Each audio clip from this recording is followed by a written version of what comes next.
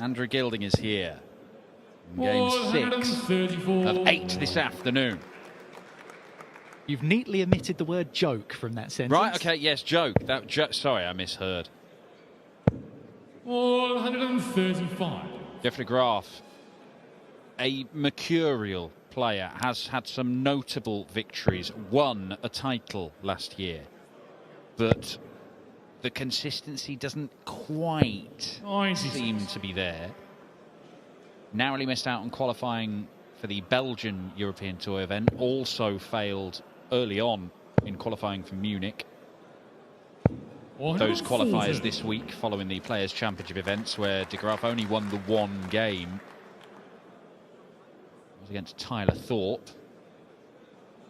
So it's been an underwhelming start to the year for de Graaf. If you require 86.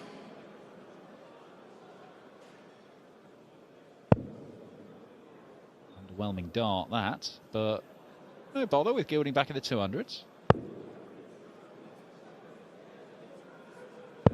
I was hoping 28. For the bull to leave himself double 16. Ends up going around the houses a bit. Leaves himself on 58. But as you say, Gilding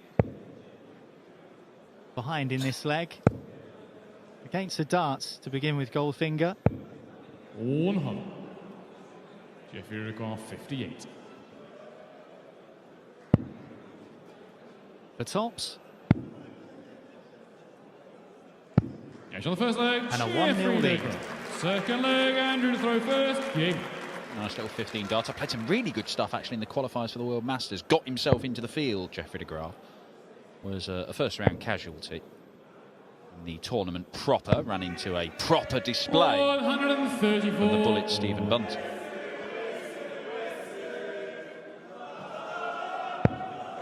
Well, we saw a Swede earlier on in Andreas Harrison put up a real fight against Willie O'Connor. Ended up losing out 6-4. Willie O'Connor, the last two legs, went 180, then 86 check out, then 111 to win the match 6-4. But what he said after the game to 83. Phil Brzezinski on the stage was, give that man a tour card. Now, of course, de Graaf representing Sweden, Dutch origin.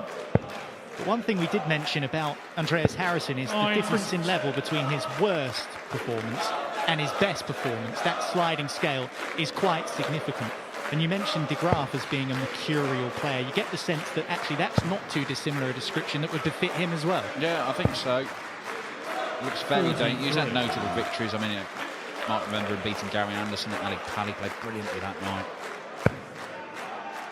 Does have big days, big tournaments, big games in him, but it's... 134. The way Mardle always succinctly puts it, it's not how good you can be, it's how often you can be good.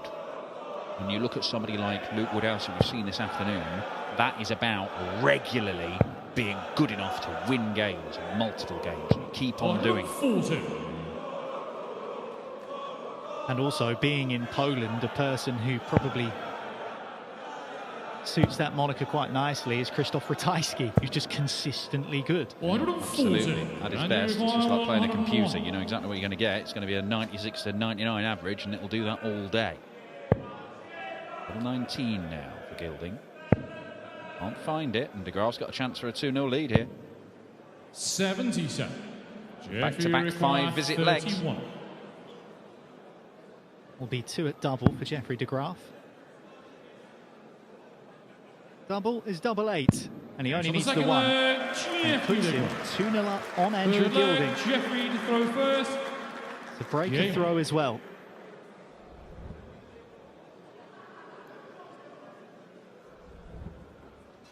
Smartly done by JDG. Are we calling him JDG? I mean, you are, just then.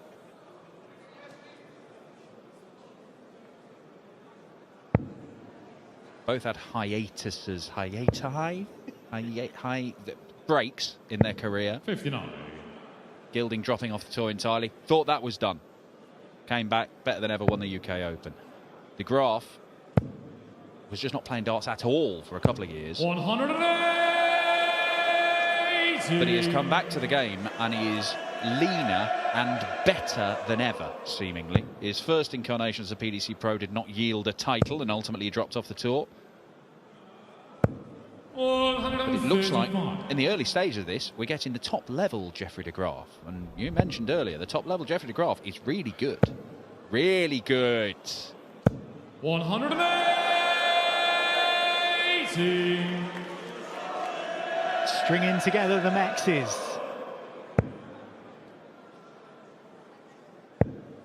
He has not afforded Andrew Gilding 140. a shot at double in this match so far. And that run might continue.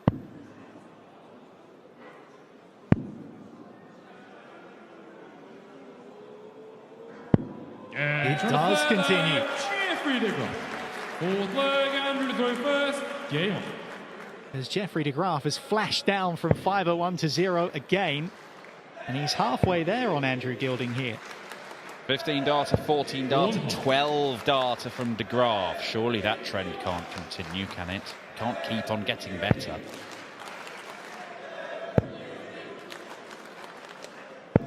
$59.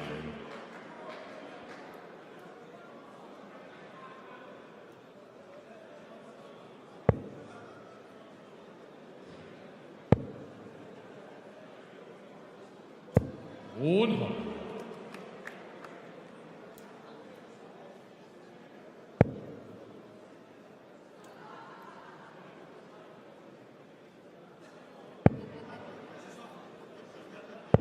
$57.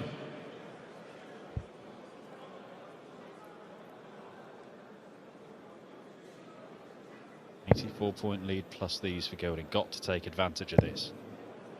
Goes 4-0 down here with a double break. He is in serious trouble as they fight it out for a spot in tomorrow's action, where Jan van Veen, the European champion, number 3 seed here this weekend, awaits the winner. 60.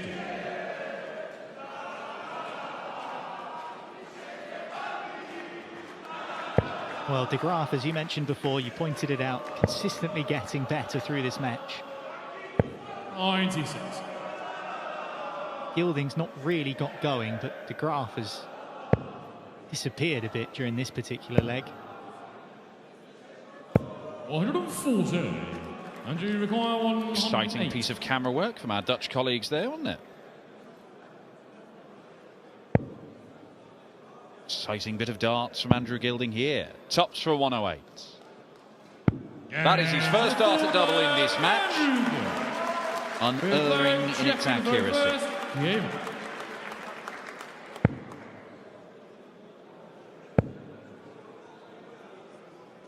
$140. Well, de Graaf is still averaging about 105. Gilding 99. The fact that he's just had to pop a 108 to get a leg, featuring his first start at double, shows you that de Graaf has been operating at a real high level so far. Took a bit of a leg off there.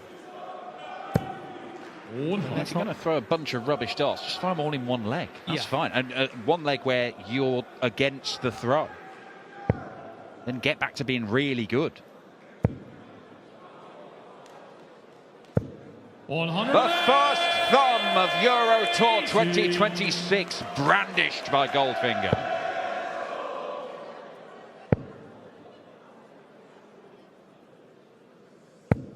$91.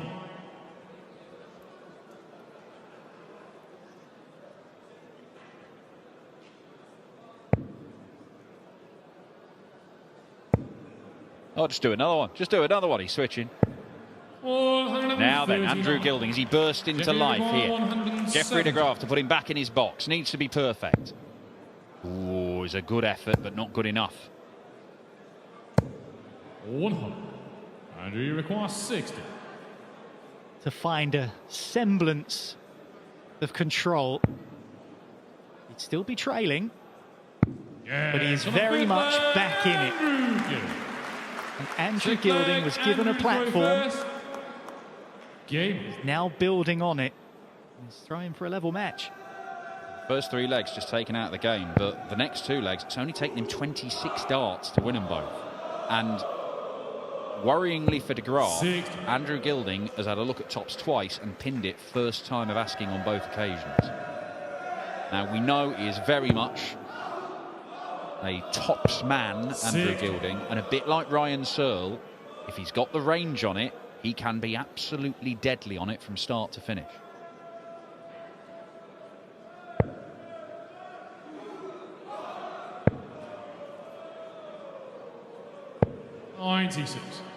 Well, interestingly enough, earlier on, we saw Ryan Joyce in defeat to Boris Kirchmeier, and Big Boris played well, didn't he? But he was making use of tops and tens. I don't think always deliberately. I just think that's the way that the legs settled for him. You're right, Gilding very much in that category. 140. Really enjoys the north of the board. He's certainly enjoying this mini resurgence. 48. He hits tops again, and he will not stop. Game. Well, the blitz from de Graaf was very good at the start, but it has been matched, if not bettered, by Andrew Gilding. 15 dart hold, 11 dart break, 14 dart hold. Couple of ton plus finishes, 13th dart in a leg. 140. In any of those legs. He's just not had chances. Proper start. Another high quality game in the very first session of action on the European Tour.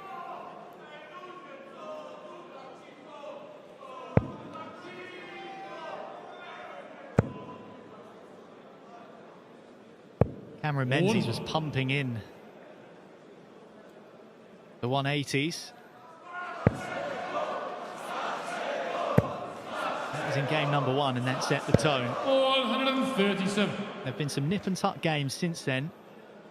This one could definitely fall into that category. Well, Andrew Gilding, you mentioned his campaign in Sindelfingen last year, the European Darts Grand Prix, where he went all the way to the final. He was battered to nil by Gary Anderson. But the signs were there, because early on in that weekend, he chucked in 110 average. Now, he is not a million miles away from that right now. 21. And strangely, just because of the way the game started with de Graaf all over him, doesn't necessarily feel like Andrew Gilding is punching in those kind of numbers. Jeffrey require 106. Now, is it de Graaf's turn to re-establish control? This dart will tell us. 90. Andrew requires His first start at 64. double since leg 3. Unable to take the chance. Treble 8, you would think would be the Porter call for Gilding. You know what that leaves. He's missed it. But he doesn't miss with dart 2. Visit perfect. Andrew Gilding remains on the doubles. Every single leg. 4 on the spin now. 1 on tops. That's the breaker throw he needs. He leads this match for the first time, having been 3-0 down. He might miss at tops, but he'll still be out at 80%. 21. Every single leg he's taken on double 20. Includes a 100 and a 108 in and amongst that. This burst from Andrew Gilding. Will de Graaf be able to stop it? Will he just has the lead for the first time in the match? 60. Unable to make the adjustment, Jeffrey de Graaf. Unable to get his nose in front.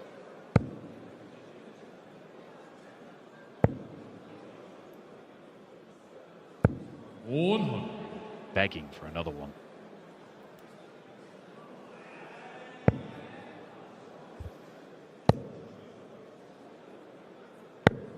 $118.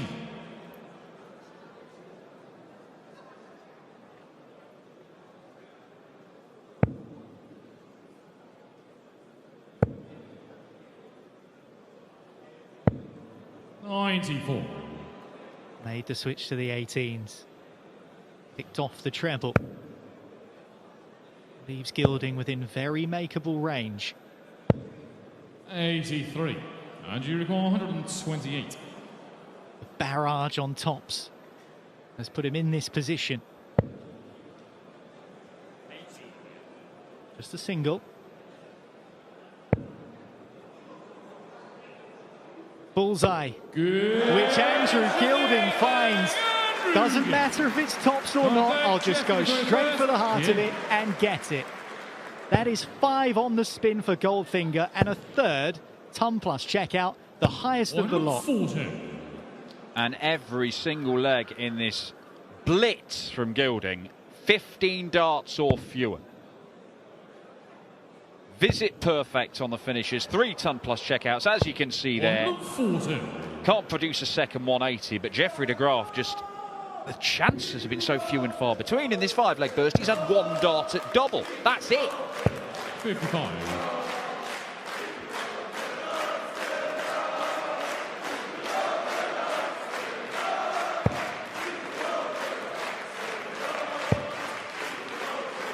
He's cooking.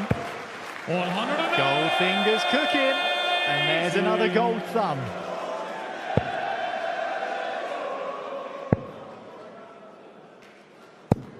$58.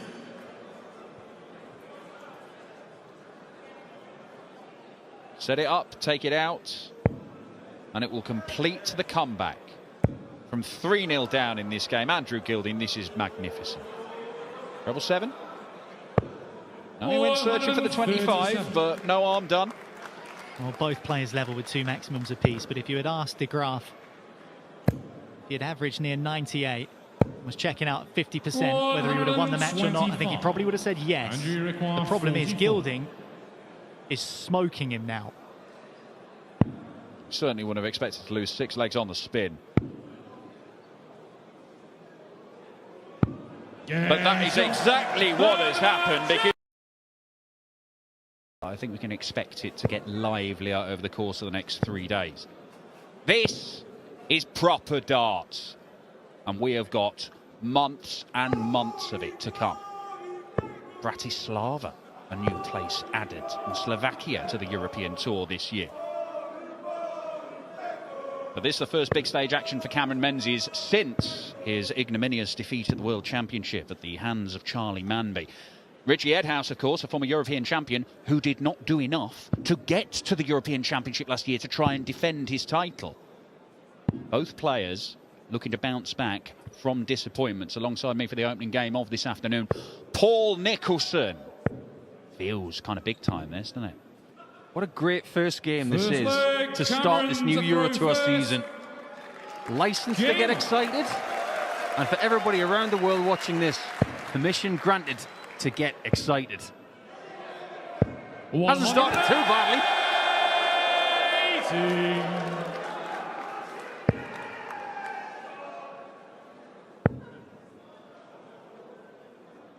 136. Well, that is the first dart that does not find the intended target. Hasn't been a great season so far for Cammy.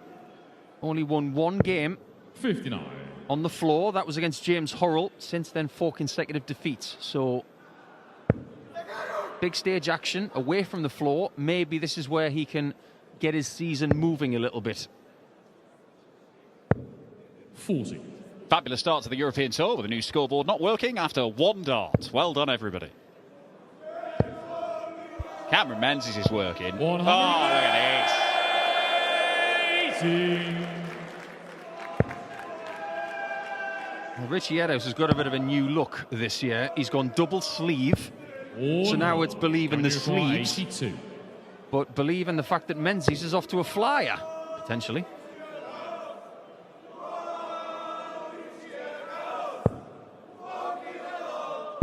$42. That'll do. Looks like he's got time. Yeah, quite interesting. The double sleeve is an odd one. Who knows? That might be a whole body sleeve. We don't know. We can't know. I think he's been watching Paul Lim instructional videos. Can you require 40?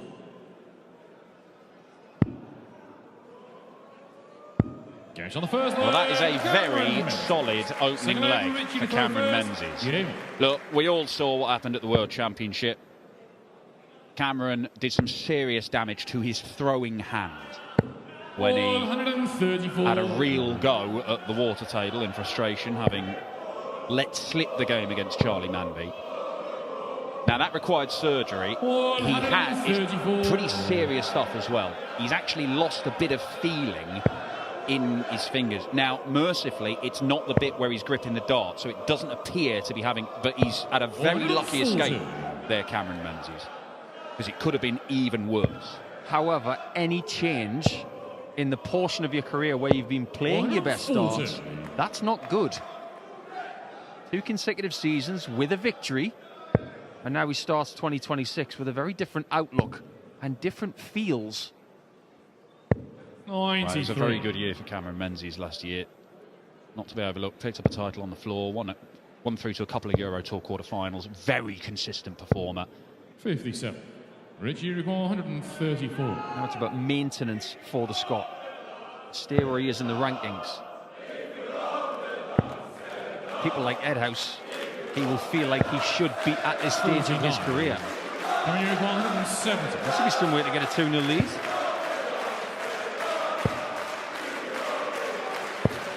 That's worked out okay. Ed House under pressure in this second leg. He goes for the 20 segment. Wow, he's just got it.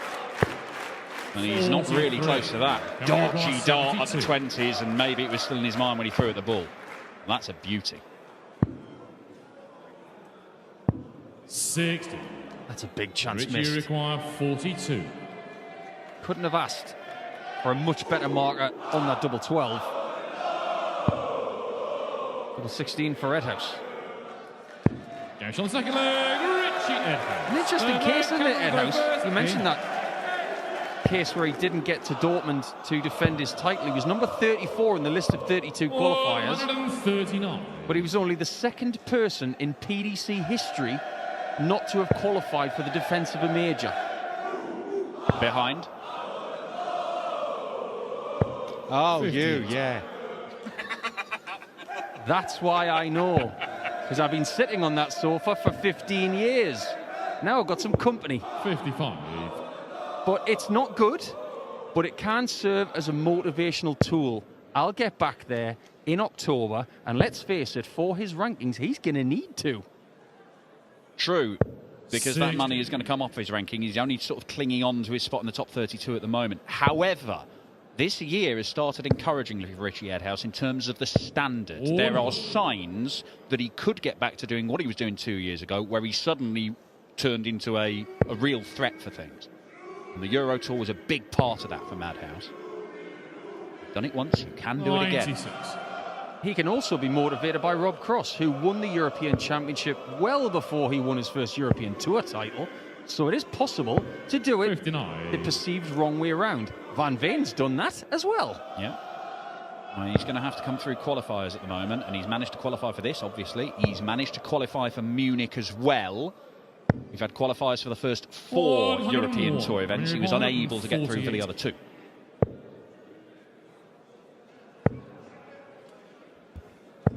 $58. And no trouble there for Menzies. Just makes the next shot a little bit more difficult than he wanted. Ed House is going to be in a pretty decent position now. Or is he? 82. Coming to require I thought he 90. may have brought the bullseye in last start there. That's the plan. Well, he was going aggressive there. Richie require You would think if 104. you're going to go on the 18s, you go double-double with somebody on a 1 treble combo. But Cameron Menzies, is he going to be punished? No, he is not. Why are more 88. people doing that on the 18s on 90 when their opponent's on a shot? More aggression, less assurance. And he might still lose the leg. Richie It's got nothing to do with what he did in the 16. previous visit. It's what he did right there that might cost him. This to lead a game where Menzies has had darts to win every leg. And he does lead Richie Ed House. Fourth leg, Richie to throw first. And much to mull for the Scot. Edhouse played 3 games in qualifying, and he played pretty well back on the 11th of February, not that long ago. It's Stephen Burton, who's fresh off qualifying through Q School again to get back on the tour. Stephen Belmont, who I think is going to be a bit of a thorn in people's sides this year. 100 And Niall Cullen from Ireland took them out to get into this tournament, and now he's focused on the main event. And they've got the gift of throwing the first darts on the tour for the year, which 60. is an honour.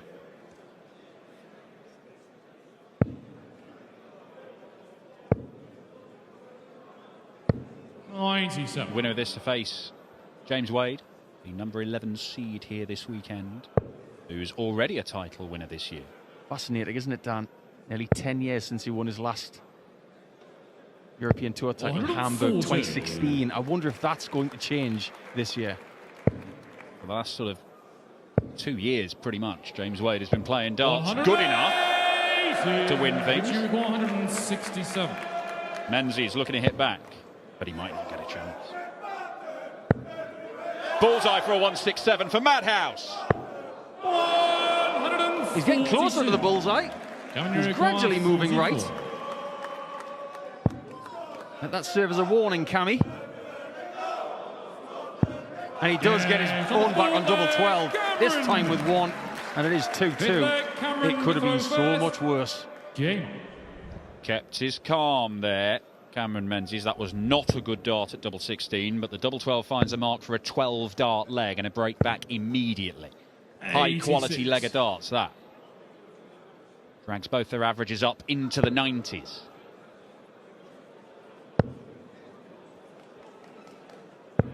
I mentioned Ed House's season so far. It has been steady. I think that's what he needs to do in the first 3-4 months of the season.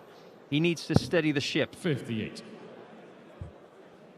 We're talking about board finals and last 16s. That's the kind of form he's had in the first 4 Players' Championship events, and that's a good bounce back after losing his first game of the season against Adam Gavlas. Yeah, there's a few players who have not been in great form or haven't shown much that have started really. Adam Gavlas is one of them, to be honest. But Richie Edhouse has thrown some mid-high 90s stuff. It's been encouraging. It's been better than what we've been seeing for the previous few months.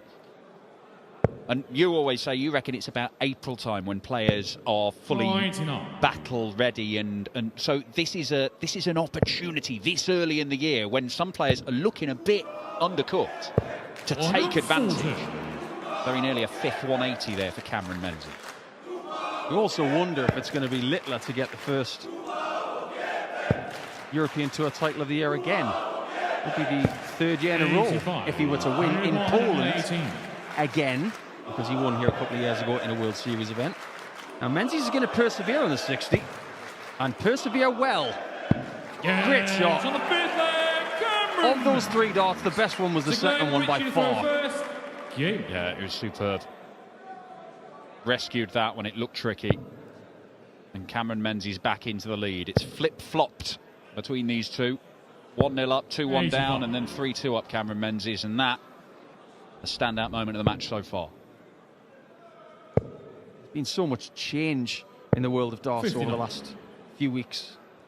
Traditionally, this time of year where people sign with new manufacturers, they might have to go through some testing phases with equipment. You can see that Ed House is using different flights today compared to last season. That thing you mentioned about people being in by March or April, it's form-wise, it's confidence-wise, and it's also, in some cases, equipment-wise. But Menzies is not struggling in the maximum department. Really isn't. That's 5 180s for Cameron Menzies, who are only in lead 6. 140. Very nearly a first one for Ed House. Look at this. This is an assault. He's at 6 180s. They've come in 3 legs. Keeps going back to back or firing 2 in a leg, Cameron Menzies. 60. And remember, because of leg 4, he could have been in all sorts of trouble. Now he might be 2 ahead. Yeah, the 180s are clicking, and now the finishing is following suit. This is a brilliant performance. 12 dart break, then that excellent 118 checkout on double 19, then a superb 11 darter. This is brilliant from Cameron Menzies. And it all followed all those, getting in a mess on the 90 and then missing 3 clear darts at tops and 10s. Good stuff from Cameron Menzies on his big stage return since Ali Pali. 134. I have a sneaky suspicion that Menzies is targeting the European Tour, not necessarily for success this year. He'd love that, but for progression. He'd like to break new ground. Never made a semi-final, and because of his Pro Tour Order of Merit ranking, getting into these events, this is probably the best opportunity he has to break new ground somewhere on this tour. 126. Couldn't fill it out on the 54s. But poised just outside finishing range.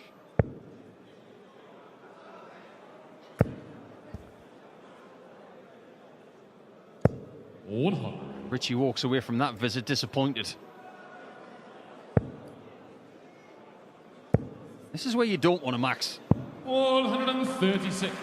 Richie But maximum pressure 136. applied. Well, he's been limited to just 4 darts at double in this game, Richie Edhouse, and they've come over 3 legs. 96. Cameron, you require So the 4. best position he could be in at this point is 3 all. What a marker that is. And he does not make use of it. Richie I just wonder if he could have benefited from just stepping a little bit to the right and throwing it a bit harder to slide it down the cane. And so 7th leg, Richie Edhouse. Now this one's got some spirit. Yes, sir, It's only the Richie, first the game of the third Euro Tour first. season. Both are going for it Yeah. on a day where we've got loads of last 48 games that are tantalising. Well, it's 4-3 Menzies. He's had the advantage, but there's 2 legs in this game where he's had 3 darts in his hand 83. with just 40 points to clear, and he's failed on both occasions and lost the legs. It could be done. He is still averaging around 101 with 10 missed darts at double, because his scoring has just given him so many opportunities. But Edhouse is still in this game, and he might be getting better than that. 140. This is a bit more boisterous than I thought it was going to be. 100. That's quite boisterous as well. 80. I think Edhouse is getting used to the fact that Menzies is hitting him with so many 180s. Can he hit back? Well, 3 times in this game, when Cameron Menzies hit 180 in the leg, he's hit another in the same leg. 140. So don't be surprised if he leaves 82 again here. That's not going to happen. 58. Richie He's been struggling with that marker on tops and 60s. It's just been a little bit low. What do you think, Dan? This time, is he going to leave double 12 again? 98. Certainly be attempting to.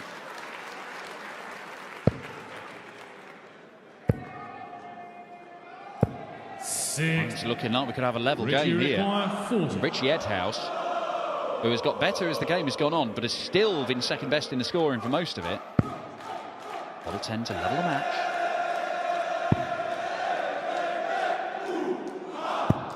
Yeah, gets it done. Richie Edhouse draws level. You just get the feeling that was a really big dart. Thrown so positively in the top half of double 10. That is a great shot. And the previous one wasn't even a marker. A lot of people might ask, why has he got the left sleeve on? He's not throwing with it.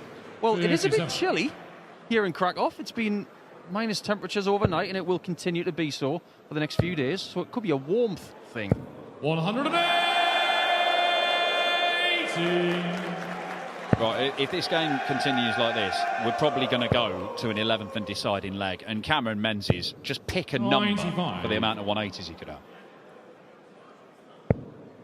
Oh, it's another, is it? Oh, 85. not even close. He'll take it. 96 with Edhouse. Not even at the halfway point of the leg, not even close. 59. This game's been like a Richter scale. So up and down. I think that's worked out well for Cammy there. 56. Now he can get his own back on tops instead of maybe splitting 8s and leaving 4s and then cornering himself again. Well, he left tops in the very first leg and he hit it without that much bother. But twice in this match, he has missed 3 clear darts in this position. Is he going to do it again?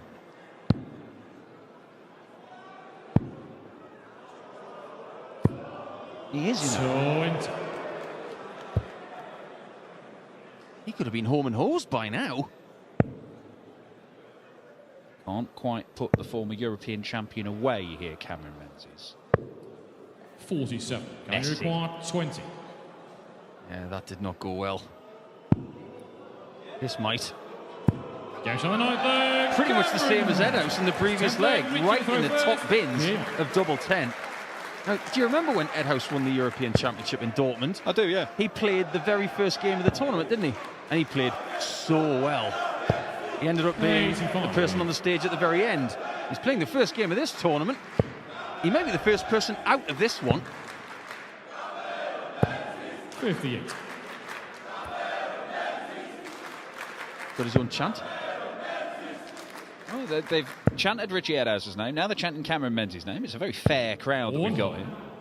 Never heard his first name said like that before. Cameron Menzies. Is that his Brazilian football name? 108. Well, he's hitting the back of the net plenty of times. Number 9 for Menzies.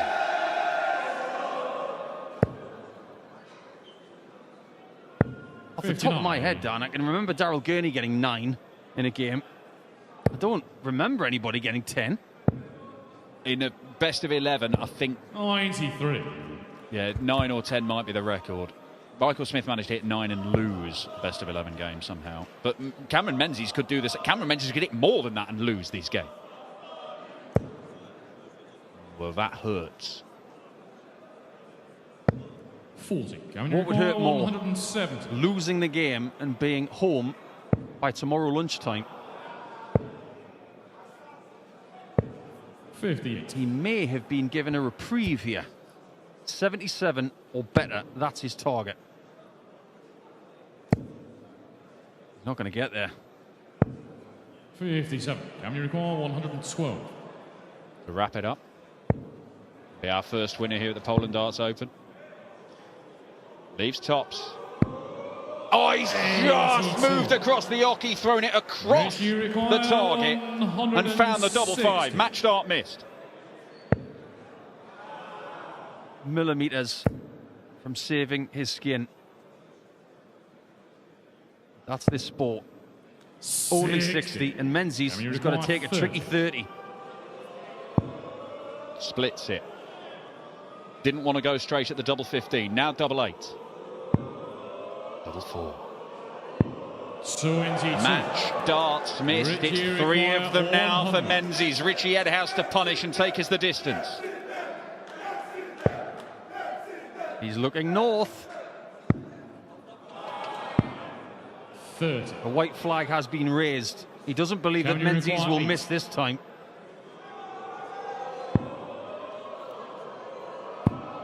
Sticks one just outside and then pins the winning double. Familiar faces on the stage with him and Damon Hetter and Connor Scott, who he knows extremely well. And maybe that will settle the players into this game, because there may be a few nerves on the stage tonight. Well, definitely got Damon Hetter fans in the crowd. He's not exactly supporting anybody else. But smiles from Scott. He's played 9 games on the European Tour before, but only won the 1. He would like to start afresh on the Euro Tour in 2026 and start winning more regularly. But if he's going to be up against people like Damo, former World Cup champion, European Tour winner in Gibraltar 3.5 years ago as well, this might just be the right kind of fixture for Connor. But Damon, we promised you some information about why this is a big game for him. It's not just his first European Tour fixture of 2026. But if you look at what's going to happen this summer with the World Match Play, Damon's got work to do for the first time in a good couple of years. First leg, he's in a precarious situation.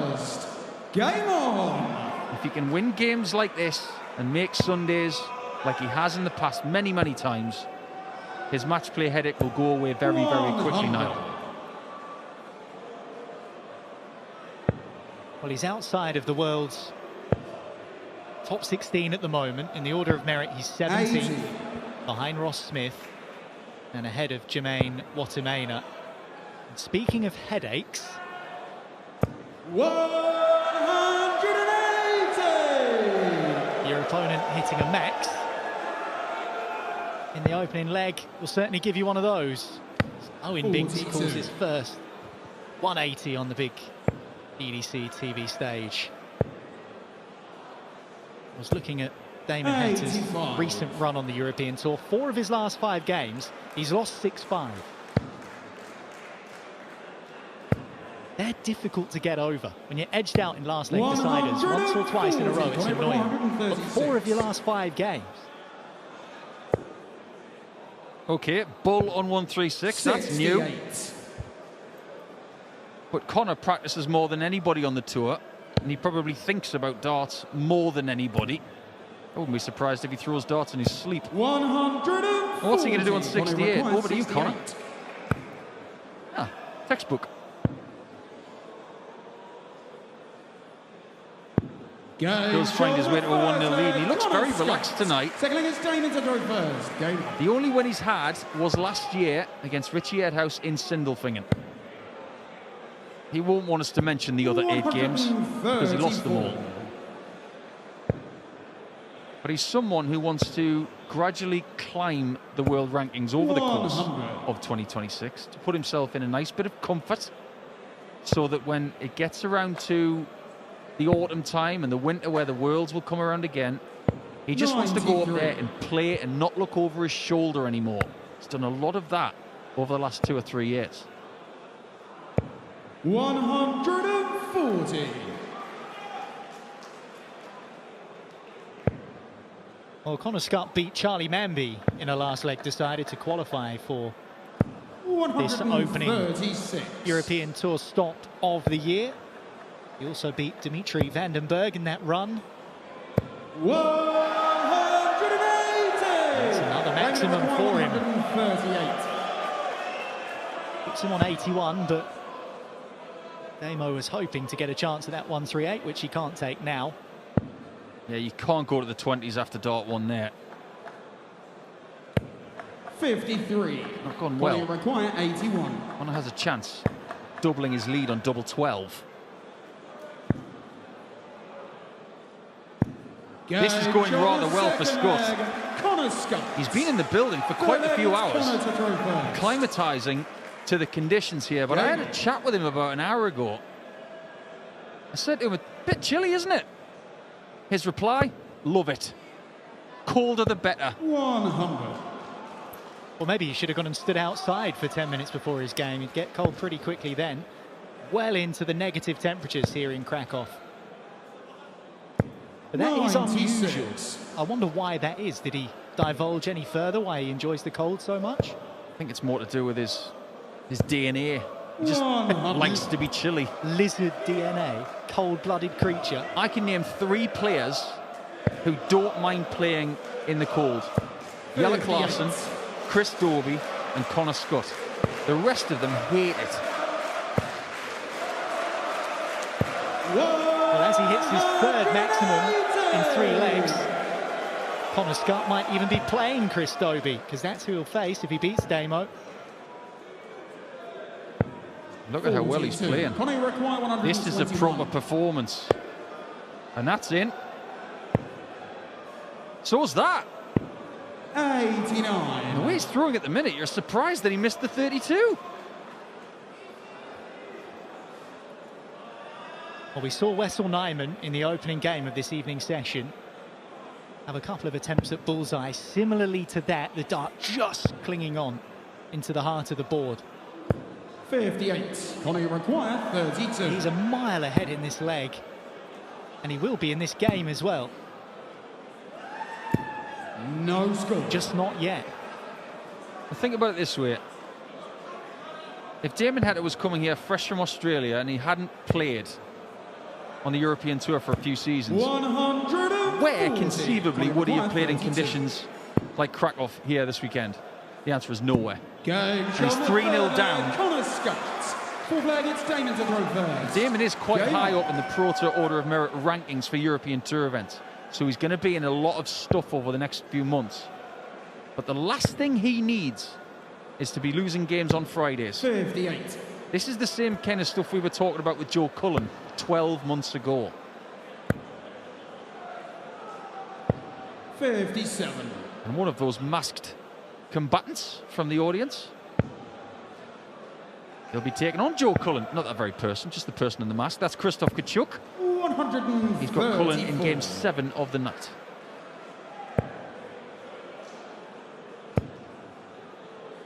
Well, I said before that Damo's had a 85. string of last leg deciders. The only one in the last few games that wasn't a last leg decider 57. was a 6-1 loss to Nico Springer in Hungary, when Nico went on that rampaging run to win the title in Budapest. 100.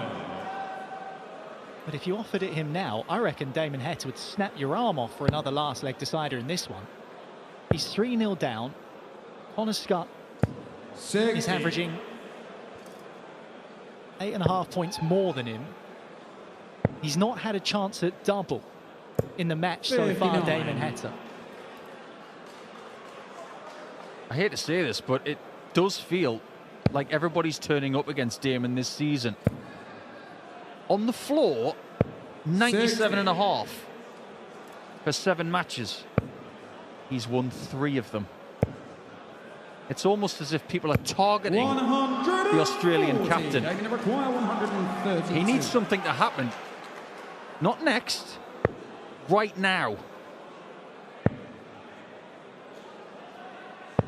60. Scott is now looking at a double break situation. And he's got plenty of room. It's almost like he was going for the top left corner to open up tops. This has got a lot of memories of a game that Heta had against Kian van Veen a couple of seasons ago, where Van Veen went on an absolute rampage and Heta was left cold, and he was out of the tournament in about 9 minutes. He needed that, Damon Heta. And he needs to build on it further, because Connor Scott, he's going to punch him back, isn't he? 140. With a ton 40. But this is a mature performance from Connor Scott. A thoughtful performance. 96. Methodical. Well, that's how you beat people. Don't give them any darts at double. 60. I mean, you can give them 5 and still win, but getting no shots, that's a problem. 100. Just looking through the fixtures that Damon's been in this year, he's been in no bad games. Everybody's played so well, including him. But Scott is the best player here. This has got to go. Oh, right in the slot. Right on time as well. Boy, did he need that. Damon to throw first. Game.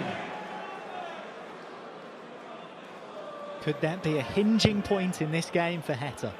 He'll be hoping so. Simply put, it has to be. 60. Connor Scott with his 4th maximum to leave himself a 2-darter, wasn't given a chance at it.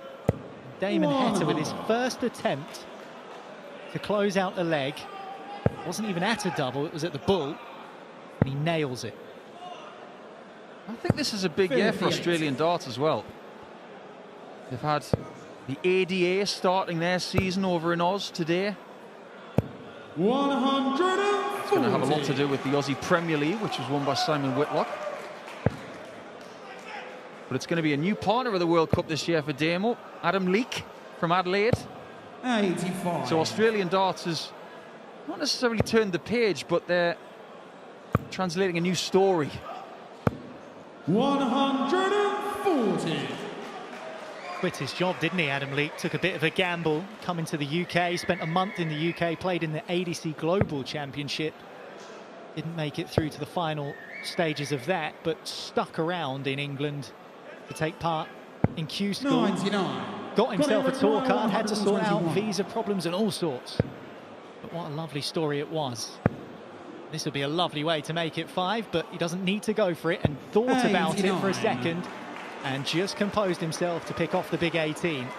And if that doesn't show you what sort of rhythm and zone Connor Scott's in at the moment, then I don't know what will. So he's left himself double 16 for a 5-1 lead. Connie required 32. And it could well be this one goes in. Not No quite. score. Couldn't get much closer than that. The David first one was requires so 62. tight to the wire. Heta needed Scott to miss that.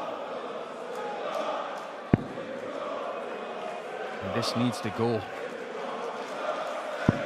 That is a great dart. Over the last 6 years, Damon Heta's been one of the best in the world at combination shots ending on double 16.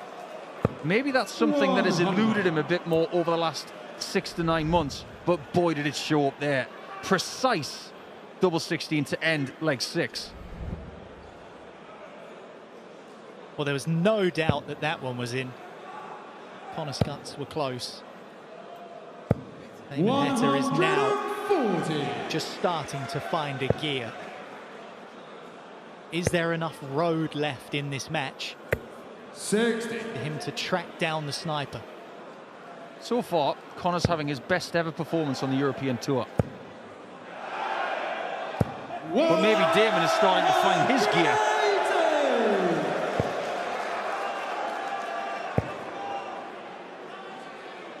You've got to be a world-class dart player for many years.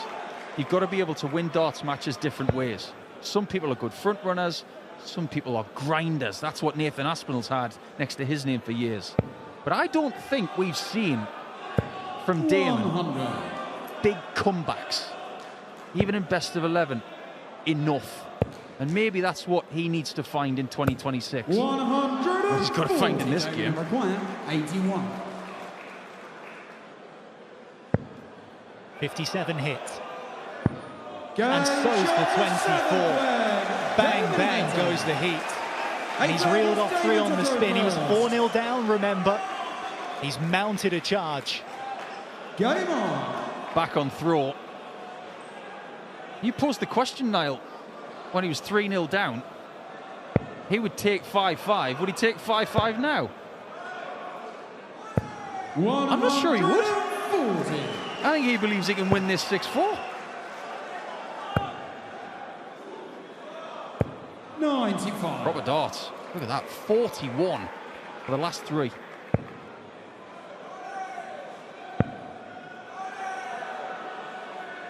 Well, the standard generally today, both in the afternoon session and so far this evening, has been excellent. These fans have been treated. Some brilliant stuff. It all started with Cameron Menzies absolutely battering the 60 bed at the start of the day. We've been treated to some real exciting stuff. This one promises to be an entertaining, engaging end as well.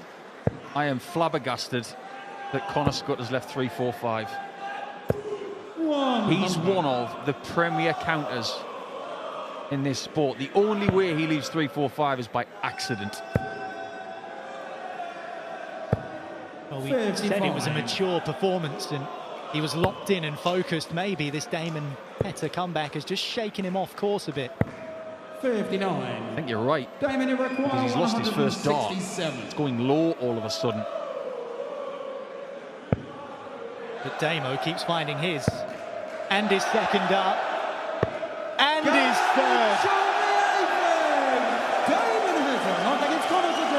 This is a brutal response from Damon Heta. It's a brilliant response. A bullseye response on the 167. What a shot. First bullseye hit, right at the bottom of the bullseye. That was right at the top. If he gets one more bullseye in this match, he will do something that his late friend Kyle Anderson did in Austria in 2016, getting 3 bullseye finishes in one game. Anderson did that against Van Gerwen. Damon Heta did not have a dart to win a leg until leg number 5. He was 4-0 down. He pinned the bull on 85 to make it 4-1. Since then, he's taken out 62, and then 81 in 2 darts, and then 167 on the bull to level it. 81. This is a real resurgence from the Aussie. And he's not done there. 99. And we have to pay attention to what he's using as well, because at the World Championship he was talking about going back to basics with his equipment. After testing loads of stuff, he's gone back to his 99. original equipment. Starting to bear fruit. Can he get to a finish?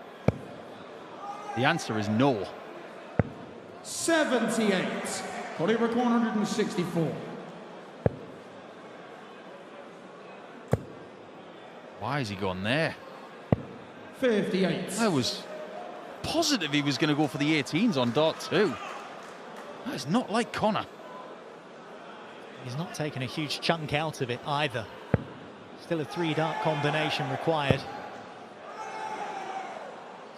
100. Connie require 106. This is the big shot. Hasn't won a leg in a while. He might. He does like the doubles that are vertical. 14s and 13s are his favourite. And that stops the rot.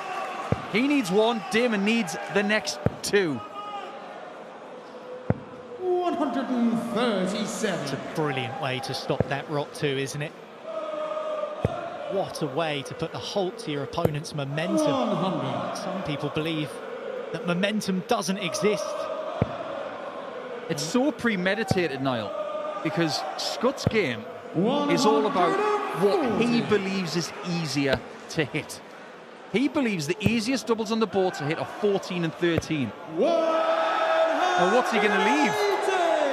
Can he leave a match dart, or will he be stopped? Well, let's go back to that question again, Nico. 96. Would Damon Heta snap your arm off for 5-5 now? I think we both know what the answer will be. 100. A resounding yes, but he might need another bullseye. Oh, he's not going to get there. And Scott might even finish the game on double 13. 52. Connie require 81. Double 12 it is. It's only a second win on the European Tour. And after losing 4 straight legs, after taking a 4-0 lead, the sniper did find it. He didn't play particularly well to get through his first 2 games, but when he was up against Wojciech Brulinski in his qualifying match, he averaged nearly 90 against a player, winning 6-1, I might add, against a player that is in the next European Tour event as the Eastern European qualifier. So Wojciech Brulinski can play. The fact is, Robert was better than him yesterday, and Darrell Gainey should note that. He should not look at this fixture and think it's a sure thing. He only dropped the 5 legs in his 3 games in qualifying last night. It wasn't held here, the qualifier, it was elsewhere in Krakow. But these sort of 2,000 fans that we've got here trying to get behind their man. I'll tell you what. Not too shabby, is it? 74. Roback's back, all right. Max Street Boys, 1994. I get the feeling that that is a good thing for Darrell Gainey. If he sees this guy have a good first leg, it will switch him on. And this is a rather good first leg. They're going in sideways, but they're going in. 96. This guy's got some faces. He's very nearly won his first ever leg on the European Tour. The Sun Plus finish to complete a 12-darter. The bullseye now. 101. This board has not been changed from game 1. Let's just see how that bullseye reacts if it's hit. Won't be needed here. That is a 13-dart leg from the host nation qualifier, who had started brilliantly and broken the gurney throw. Just when you think experience is something that's going to tell in this game, you've got a debutant against someone who's playing in his 103rd European Tour event. The gap in the averages after the first leg was nearly 50 points. But the main reason we have best of 11 all the way through the Pro Tour and the early stages of a European Tour event is to give people the chance to have a slower start but get into the game. Let's see what this guy can do in front of his home audience. He's got everybody 96. shining lights out there. Yeah, a bit of a thing with Polish fans of the darts. We found this on the World Series the last few years. 140. Dazzling stuff from the host nation qualifier. Just imagine what it's going to be like when Ratajski's up there. And if Krzysztof Ratajski takes to the stage and they've already got a Polish player through to round 2, that will be a huge bonus for these fans. 2,000 in here tonight, about 2.5 tomorrow afternoon, 3.5 sellouts for Saturday and Sunday night. 140. Better leg from Darrell. Roback could be on a better finish. Just needs one big treble here. He's been rather good down there. My word. 121. Fabulous treble 19 here too from David Roback. Bullseye. 82. Oh, he got the David weight Roback, right, but the 52. line was wrong from Darrell Gurney. This for a 2-0 lead.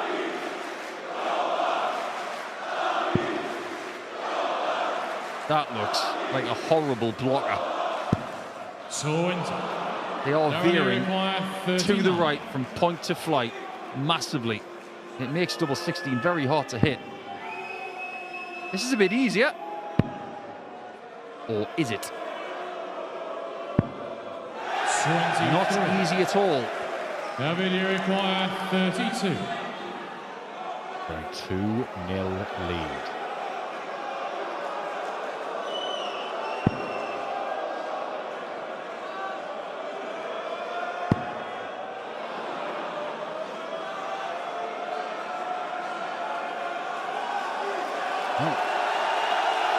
This is completely new to him. He's given himself time. Is that making it easier or harder? 16. Darrell, you require 16. I think he's going to rue that. Everything's changed since winning the first leg. Big dart for Darrell, a double 2. That will be relief. Darrell good. My word, this is not the start to the game that he thought he was going to get. But this is a really interesting season for Gurney, isn't it? Because over the last couple of years, with the World Cup aside, it's been pretty good. And the start of his season, it's following suit. A quarter-final, a last 16 and PC2. It's good. But I don't think he's happy with good. He wants a little bit more of 2019 and 2017 and stuff in between. I'm sure he would. Just listening to him talk, and I'm never quite sure what mindset he's in from week to week, because he was really in the doldrums towards the back end of last year and feeling very bad about his game and didn't really know how to fix things. And then all of a sudden he had a decent mind head and he started all right this year, as you say. 57. It's been a bit of a roller coaster for him mentally, but you're right, the last sort of couple of years there were plenty of weekends and tournaments where he's looked dangerous and looked like he might go and win his first title in ages. First ranking title, of course, the World Cup, not a ranking one. It's approaching 7 years since he won the German Darts Championship, his only 59. European Tour success. It is, strangely, nearly 10 years since he made his first final at the Dutch Darts Masters, losing to the eventual champion Michael van Gerwen. But he's warming to the task here. He's got his first max.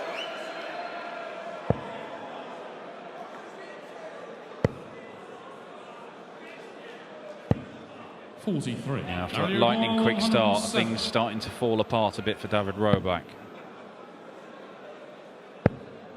Can Gurney get a grip on this game? 71. He won't mind that. It's one of his chosen doubles. Yes, but worth noting, when he had 39 earlier, he elected to leave double 16. While he does love that double 18, if he's got a choice, he will leave double 16 in preference, or most of the time he will. The switch is good. Third leg, Darrell good. Fourth leg, David to throw first. I know it's early, but there's going to be quite a lot of match play talk tonight. It's in prep for the next few months because there are big name players who have a world match play headache. You want to win titles at the start of the season to take those headaches away. You look at someone like Luke Humphries. He's spoken publicly in the last few days about that PC win earlier in the week. He can now have 15 to 30 days more with his family because of that victory. If Gurney were to go bananas here in Poland and maybe take the title, it would cure a lot of ills. 139. But your point about things settling down for Roback, I've said for years, Dan, that if you've got that massive adrenaline hit, it lasts 2 legs. 100. From the start to the beginning of leg 3, you can have a brilliant experience, but then when it settles down, can you play in that state? And Roback is starting to struggle. 97. He's managed to get down to a finish. It is a better leg from David Roback, but he could get to a finish with 1 treble himself. 98. And that's what he's got. David require 146. That's perfect.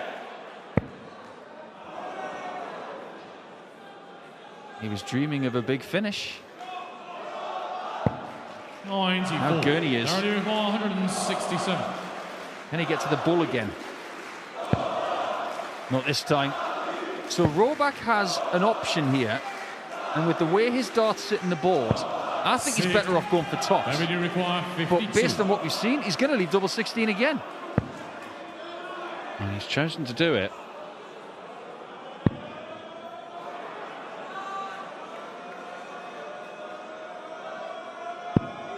$36.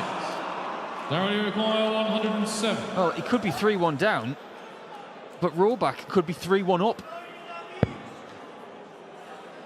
What double does he want? Double 16. That's the choice. 9. Can't execute Daryl Gurney. We're going to have a level game here. 16. That dart was thrown very fast by Darryl at double 16. My word, that's gone in at 45 degrees.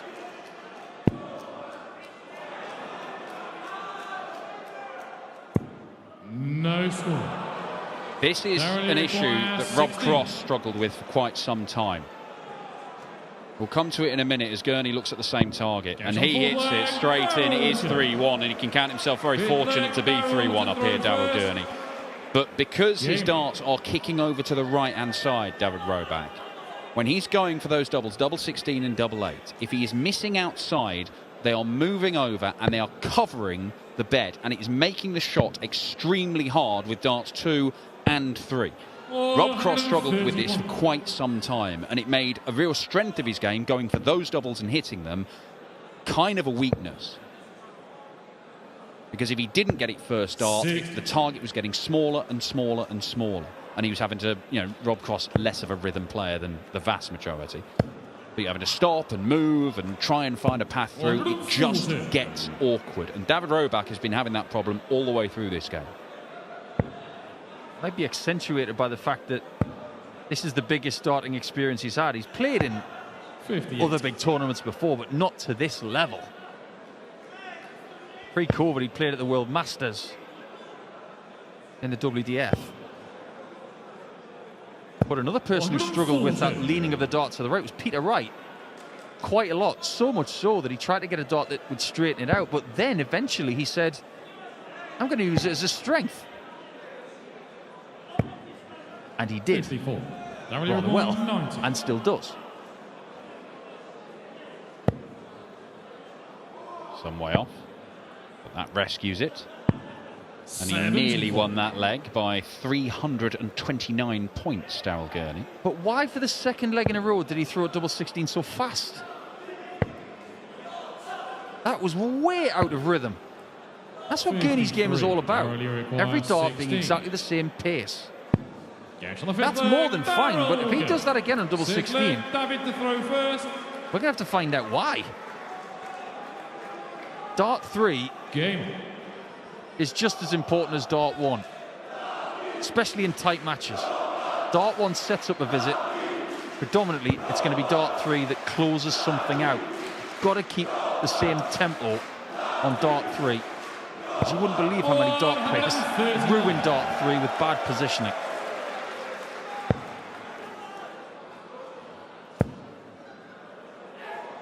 Drill one into that. That's what he attempted to do. Just walk quite a bit on that final dart and just tries to just hammer it into the other ones and hope it nestles in alongside them. Now that left leg tends to come around on dart 3. His right leg seems to be static, but he has this tendency to hook the left leg around whilst he's throwing dart 3. You can see the effort, the exertion from Gurney on that last dart. He gets a marker, he's just looking to plough into it. Well, that was a reaction for a dart that you very rarely see.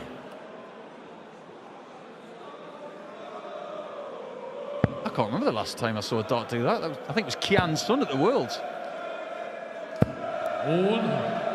Yang Sun, the greatest leg of all. Look it up on YouTube.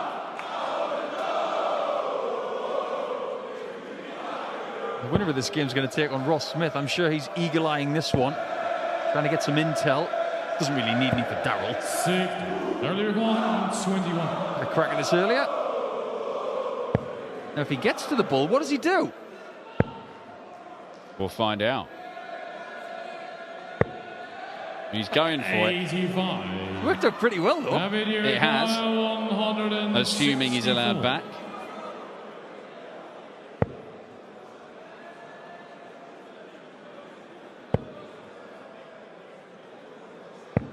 $58. Darryl require 36. Now, the average keeps dropping. It's 80 now, and Gurney's at 92.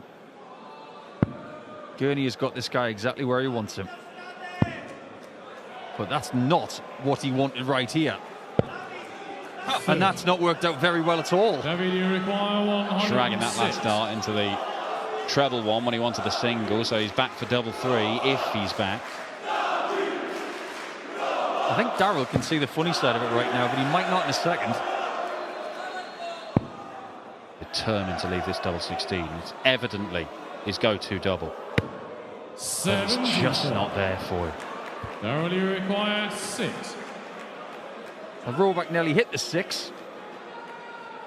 Next to the 16s. Now it's 6 for Gurney. And if he gets one more leg, he will have 6. 7th leg. There's 5 legs on the spin, 3 against the darts. Gurney's average has climbed to around the 90 mark, while Roback's has dropped to around the 80 mark. And those chances, he could easily have won that second leg. He could easily have won the 4th leg. Had he been 3-1 up in this game, things could have been very, very different. But it feels like Gurney has now got a pretty iron grip on this game. 60. I don't know how you feel about this, Dan, but when we have debutants like David and Piotr from earlier, I think one of the main reasons why we still have home nation qualifiers is to not just give them this experience if they can get through, but maybe it gives them that little bit of hunger to maybe do something else. A qualifying school or 2, challenge tour. Do they want to do something else? Maybe try and get into the World Championship via an Eastern European qualifier. Well, look, this is a significant weekend for Polish darts, and it's the first time we've had a Euro Tour, first time we had a ranking event in Poland, but it's also the first time that the new broadcast deal with one of the broadcasters, Canal Plus over here, 99. this is the first tournament they're showing. They'll be showing all the big TV events, World Series, all sorts. I think they're actually only showing Pro Tour stuff, which they might change their mind on, but it is a big deal that has just been done, and that can only help the game grow in Poland. We've already seen, obviously, Ratajski win all those titles. Sebastian Białecki is a title winner. Could have been here, or not for a load of mismatched darts. Yeah, and Sagansky's won as well. Yeah. Gansky losing out in the first round of the qualifier here yesterday in a shock. Although Radek is actually here watching. Why on earth were you going for the 20s? And I think Radek will be thinking, what were you doing? I mean, he never looks that impressed, Radek, but I don't think he'd be impressed with that. He might be here supporting Darryl Gurney because He lives in Ireland. Well, what on earth was Gurney thinking there? A backwards 142. 152. Minus 20 with that visit, back dart, but he's managed to leave 152. He's not going to take it out.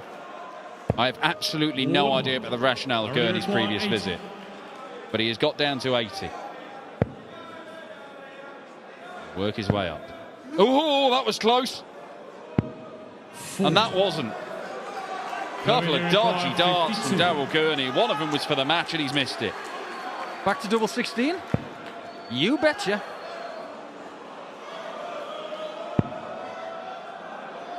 He can't hit that. Unless it's over the top.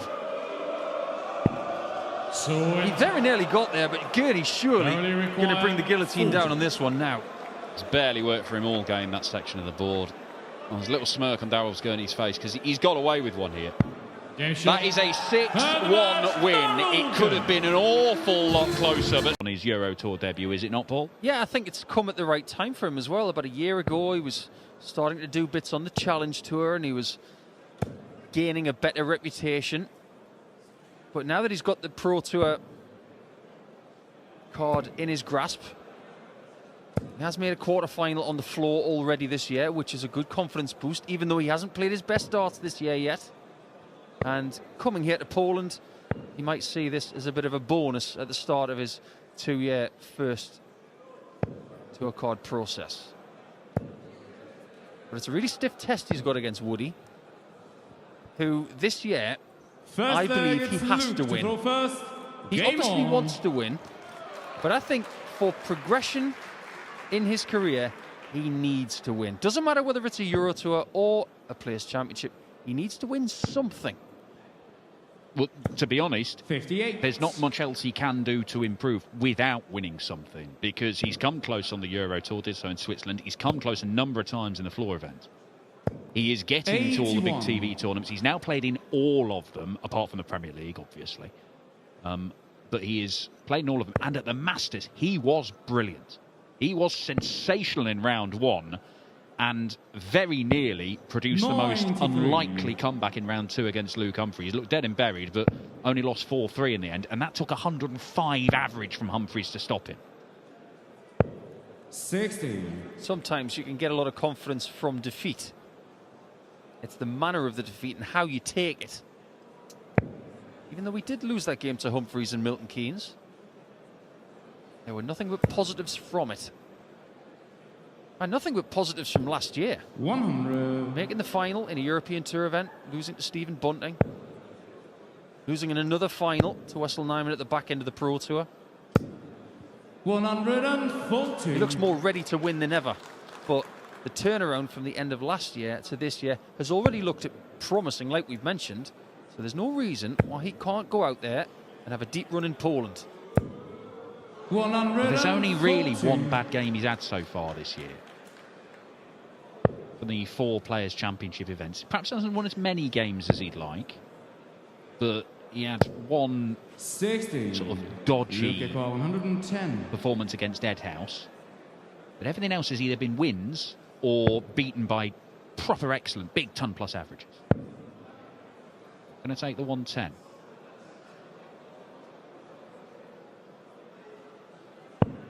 $86. Gets the next best prize, though. 160. Paul hasn't looked that smooth just yet in this debut performance. 100. That's where he needed to be, minimum. Just a knock on the door of Woody, in case he can't find this.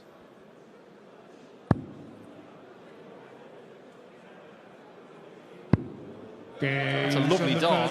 Has made a few enhancements to his equipment from the end of last year to this. Looks like a different point. And he's now got the moulded system instead of the foldable flight and stem, which is a 2-piece system. Seems to be working. 82. Always looking for that little bit of something just to give him that stability. We've spoken for years about his rhythm. It's still not perfect, 39. but it's the best version of Woody that we've seen in the last 10 years. Yeah, he it doesn't break down as often as it used to. You'd see it almost every leg. But now you can see entire games where he stays in that same routine, throw after throw after throw, which I think probably gives him the best chance of finding his targets, although that's a quicker one and that finds it right there. That's why he keeps doing it, because he gets away with it. He's played some exceptional darts 84. at the start of European Tour seasons over the last couple of years. He'd like to get off to another buoyant start to make sure that by the time he gets to the middle portion of the season, because he's going to have a lot of guaranteed invites because of his Pro Tour ranking, he'd like to nail Dortmund by May, so then the pressure is on other people, not himself. 60. Yeah, look, Luke Woodhouse at the minute does not look, unless the UK Open something brilliant happens for him, he doesn't look like he's going to break through to the top 16 anytime soon. He's just outside the top 20, but every space you move up, once you get that high, it's big chunks of money, and it's usually the TV tournaments that are going to decide it. So he is on the Pro Tour, so he's got to keep treading water. He's got to keep putting that money away. He'll get in all of these, so just get there, win your first game, keep accruing money. And the way he's playing, you expect him to beat some of the seeds some of the time, and then can he make hay go and turn that into a final or a tie? Because that will just open doors to all the TV events again this year, and that's when you will. It's 2-3 years of being in all the big TV events. That's when you're going to get an opportunity somewhere. Push up. 1-5-1 isn't going to go for Carl Sneed, and Luke Woodhouse has got a chance to break the throw and take a 2-0 lead here. Luke Eckhart, 38. We've already seen double 19 hit today, but Woody's deciding to split it.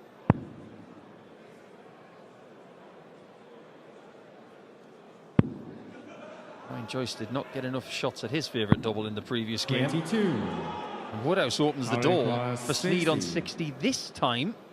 Second leg in a row that he's left it. Move across from his starting position way out on the left-hand side of the hockey. 20. He can't find the double. Luke Eckhart, 16. I don't care who you are. You still need that first leg to settle yourself down, whether you're on debut. You've got Luke's experience. He's got the 2-0 lead. Not playing particularly brilliant so far, but he'll take that 2-0 lead anyway. Third leg, it's Luke to throw first. And not everybody can do what Littler did in Belgium 2 years ago, winning your first ever tournament. You've got people like this guy right here, playing in his 48th European Tour event, and he still 45. hasn't won one. There's a few players you could level. I mean, look, last year we saw two notable players pick up their first Euro Tour titles, and Stephen Bunting and Nathan Aspinall, when it taken them about 80, 90 events to win. In the end, they were the top two performers on the European Tour over the course of the year. But somebody like Chris Dobie will be looking to follow in their footsteps, and Luke Woodhouse looks like another likely first-time winner. Correct. That record of Dobie is baffling to say the least. Hasn't made a final since 2019 in Denmark. We don't even go there anymore.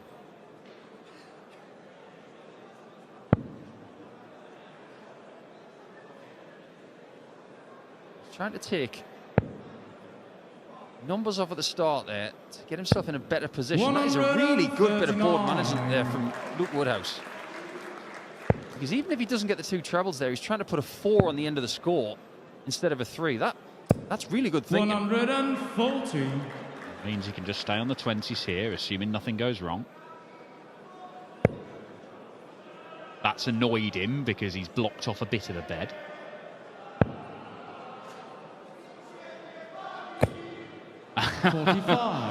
Well, he did some good work to put himself in that position. He has not made the most of it, and Sneed's got 2 visits from here to get his first leg on the Euro Tour. No need to go to the 11s. Aggressive, and it pays dividends. That is an excellent leg of darts from Carl Sneed. He's not going to forget that leg in a while. First leg on the Euro Tour with a ton plus checkout. Somewhat risky play. It's an old school route on 61, because if you get the bull, then you've got 11, and then you've got to choose a single to leave a small double. It's not, from a board management sense, 88. the smartest thing to do, but it has paid off. Yeah, and look, if you want to bring the bullseye, a lot of players will start on it on the 1-2-1 now. because then you can tidy up whatever you leave. One Luke Woodhouse fires in the first 180 of this one. Carl Snett, now I know you're a big advocate of going to the 17s early in the leg, but then he stayed on the 17s there, having got the treble, which, I mean, look, he may have loved the lie and thought he's got an increased chance of getting the treble, but I do find that a very odd move. Yeah, that's not the right thing to do. The 17 switch is born from 2 shots up north in the 20s and then 17 with dart 3, whether it's single or treble.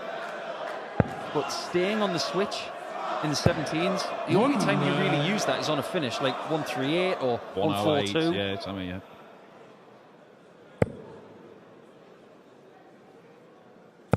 Well, what a way to hit back this is from Luke Woodhouse. Superb leg. One thing he has developed over the last couple of years is a chin. I don't mean literally. 60. When he's hit with something, 54. he has the capabilities to hit back now. And he does hit back with a wonderful leg of darts. Luke Woodhouse. Yeah, proper stuff. It's 3 consecutive breaks of throw in this game now. Luke to throw first. Luke Woodhouse with an 11 darter there, one better than the 12 darter Sneed had produced in the preceding leg. I'm not sure if you've mentioned this with Niall McCorn yet, but I think the biggest narrative, apart from us coming here for a ranking tournament for the first time in Poland, the biggest thing is that Peter Wright is not here. For the first time in the European Tour's long and illustrious history of now 15 seasons, Peter Wright is not here in this tournament. He's missed tournaments in the past, of course, but he has not qualified for an event for the first time. Yeah, he's missed tournaments before, but only by choice. 134. Dave Chisnell playing in a last 48, a first round in this format for the first time in 3.5 years. 41. Times they are a-changing. And while some of the big names have dropped down the rankings, they're only being replaced by other ones, and Luke Woodhouse has designs on being one of them. He's not there yet, but he has dragged his average up 85. from a pretty sluggish start to low 90s at the moment. And you know he's got even more gears. And it's the interim, it's not really a seeded player that the winner of this faces. It's Luke Woodhouse's mate and stablemate, Callan Ridds, who is off the reserve list to replace Michael van Gerwen here this weekend. I think he may be flying right now. 58.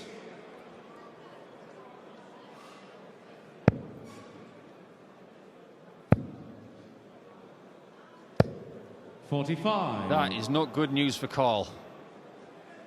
Woodhouse is somewhat serenely looking at a 4-1 advantage here. He would take a ton in tops. Not going to get it. 77. Surely treble 19. Why would it be anything else? 82. I think that's worked out pretty well. As much as you don't mind leaving double 10 with 3 darts, 2 shots at tops, he will like. These world-class players are starting to come around to the fact that they don't want to corner themselves. 58. They would rather have 2 darts at a primary double than 3 at something small like 5s. He has got 2 at tops. And that's 4-1. 4 out of 8 on the doubles for Luke Woodhouse in this one so far. 6 legs Carl to throw first. Carl Sneed not really making much of an impact in the last couple of legs. This is what he's averaging for the season, funnily enough. 84 and change. 57. I mentioned he made the quarterfinals of a Players' Championship recently, but for the floor, 84.59. So he's playing to type. Woodhouse is a good 3% under his seasonal numbers. 100. But it's vastly better than that of that man right now. It's very early days for Carl Sneed. 125. And like he said earlier, he's just here to just get the experience, take it in. And on a big stage in front of a crowd like this, he's new. And Luke Woodhouse, second 180, looking to stretch his legs and run away with this one now. 60. Just wonder if Carl's got what he needs to get back into this game in his locker right now. It doesn't seem that way. This kind of performance from Woodhouse is more of what we come to expect from him. One gear at a time. As that average keeps climbing. Yeah, and it's kind of been his mantra. You've seen some big performances from him, big ton-plus averages, but if it's not that, make sure it's 95. I like 2 big 20s here. Don't do anything silly. And that is exactly what he tried to do. And he's found himself on double 10 anyway. Slightly careless. It probably doesn't matter. But that's a little tap on the shoulder from Carl Sneed. 20.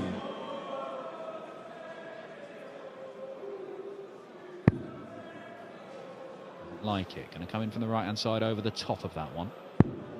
Ooh, where to now? Could try the Johnny Wilkinson shot through the posts, but he's going to try and sneak it to the left. 10. Trickier and trickier, and Carl Sneed, by sticking in there, he's got himself a chance. The switch. Not too tricky for the bomber, and he does have a second leg. I'm not really sure that that switch is as tricky for a lefty. 7th legs, Luke to go first. You think about it, for a right-hander going for double 9, predominantly it's across the eye line.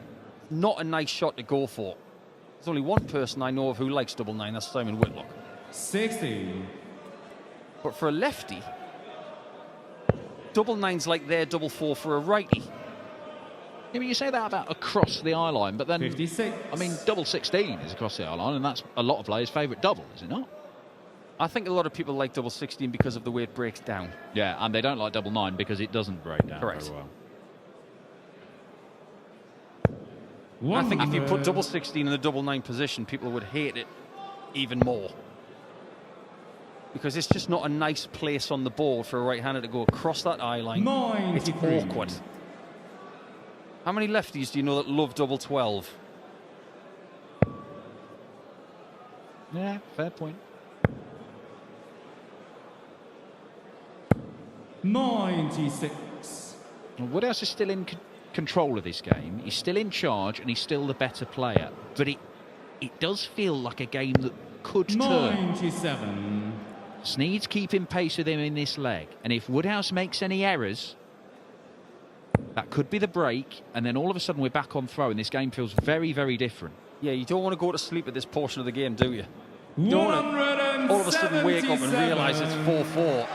But with shots like that, it might just be 5-2.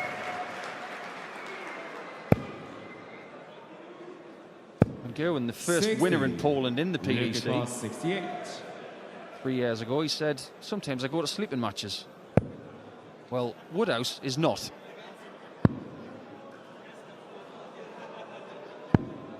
$64. He isn't, but he's on a very small number. And the fear will be missing inside with his first dart, and then he'll be worried about not even making use of all 3 darts in his hand. Can't let this leg slip away like he let the last one slip away when he was in a commanding position. He doesn't. Excellently done by Woody. That's 5-2, and Carl Sneed must win 4 legs on the spin if his European Tour debut is going to continue any further. By the way, Dan, what is it about Oasis walk-on songs? We've got another one with Sneed. How many are there now? 57. I've not brought my database with me, but there's a few. Going to be another one later with Joe Cullen. It's safe, isn't it? It'll do all right. Don't think it's going to take the roof off, but it'll do all right. 97. I think when Ratajski's here a little bit later, that might bring this place to a bit of eruption. Well, hopefully he has his actual Polish walk-on. 140. What is it? Whatever you want. Whoever sings that. Status quo. Lot of denim. Status quo. Thank you very much.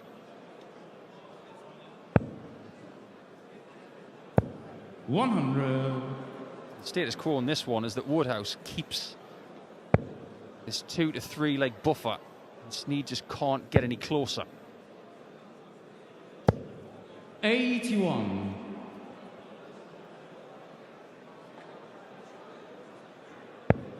Well, that's the perfect first start. This has got to be full. Absolutely wonderful. 3 legs running now. Luke Woodhouse had a perfect scoring visit. 180, a 177 and another 180. And the average is up at 95. His finishing could have been a little bit sharper, but he's got a chance to win this by 6 legs to 2 and deal with the issue that's been presented to him in Carl Sneed. 54. Not found. 56. It's another rhythm ruiner there that don't think it gives him the best chance of finding that treble 18. Sneed's 2 legs in this contest that he's won have been when he's had 61 left, either with 3 or 2. 57. Look across 68. Another match point for Woodhouse. He has been the better player. Gets a match start. Game. That's the only one he needs. That's a brilliant first round performance. Averaging nearly 94 and a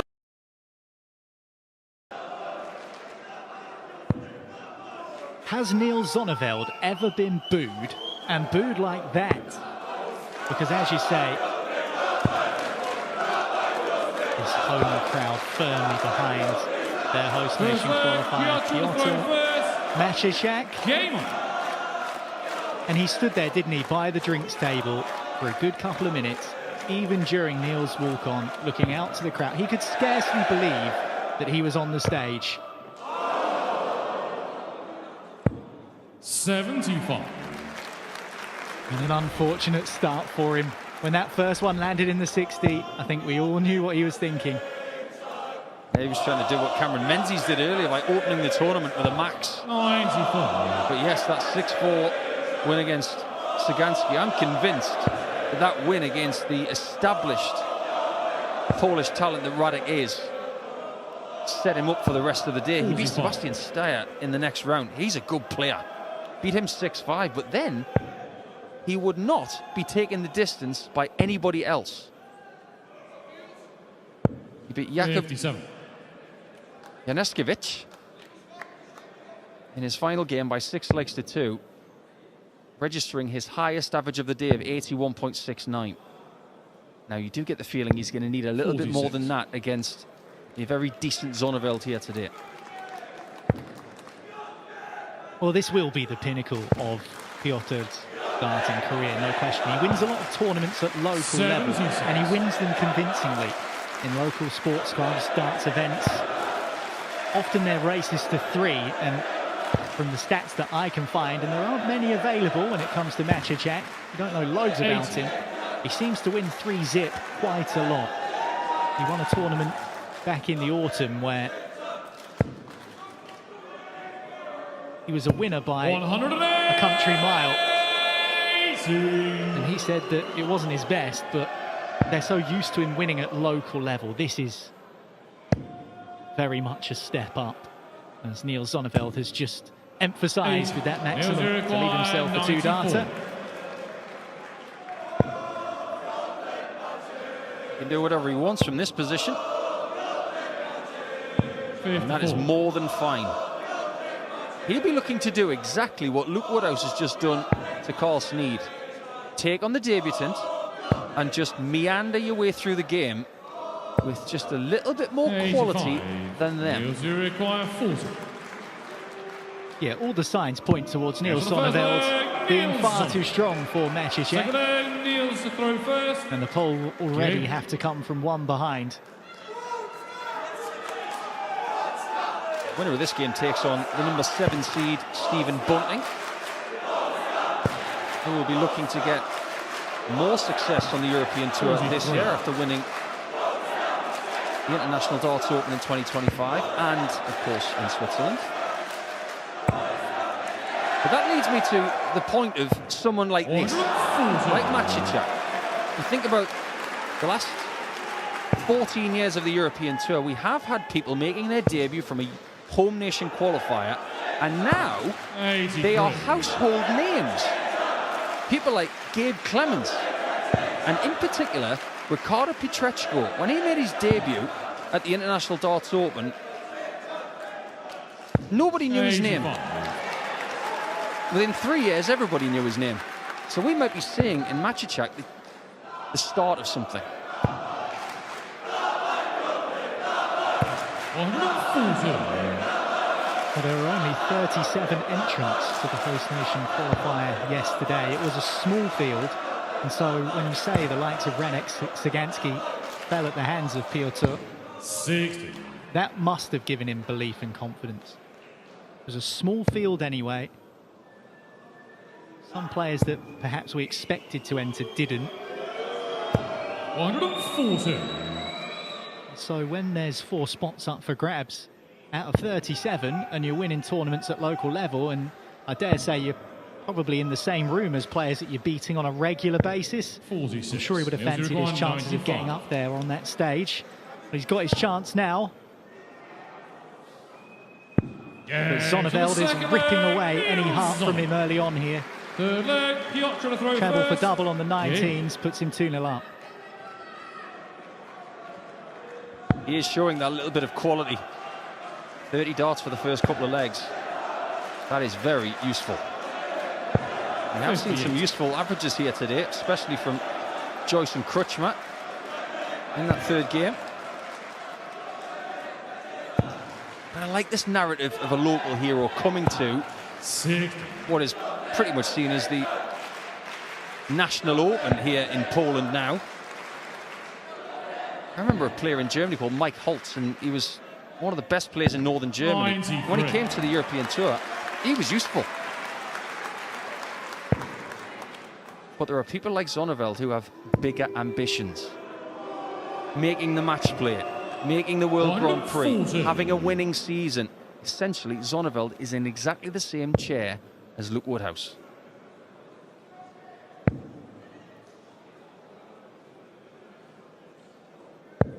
So far, Zonneveld is keeping this audience quiet. But the moment that Piotr gets any sort of success, the volume will go up. And Zonneveld's got to handle that.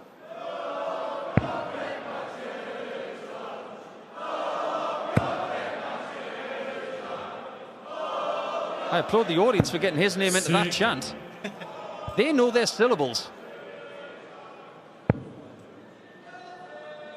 We spoke about Neil Zonneveld maybe putting his foot on the gas a bit this year. He did reach a final on the floor back in the summer. That was at the end of July in Hildesheim, in what was a reduced field in Germany that particular day. Quite a lot of the top guns pulled out of that particular event. He made it to the final, where he lost to a Pole, Sebastian Białecki, who picked up his first PDC Pro Tour title with that win. Now, Neil Zonneveld. The new school way on 1-3-1. Niels to throw first. And he is bullying Machachak now. That is the perfect word. That's what Eric Bristow would call this. He is bullying this guy. No sympathy. This is my win, not yours. 60. We are going to see more pulls in the field today. We've got Miroslav Grodziecki coming up a little bit later against Jermaine Watermina, but one of the stories of yesterday, we can't let it slide, is that when she came through her first game, Krzysztof Ratajski's wife, Karolina, who is an excellent dart player, has played on the women's series as well, beat Tomasz Koslowski and then was narrowly taken out by Wojciech Brulinski, 6 legs to 5. If she'd won that game against Wojciech, she would have been in the qualifying match. And Wojciech Brulinski is going to be in the next European Tour event because he won the Eastern European qualifier. It was all going off yesterday. Yeah, we could have had Mr. and Mrs. Krzysztof, couldn't we? Can you imagine if they played each other?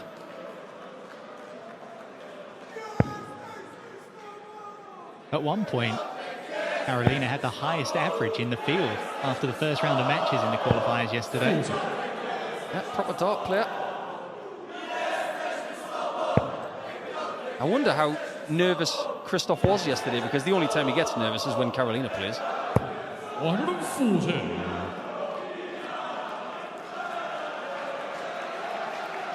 And speaking of women's darts, Bo Greaves has just done an absolute madness.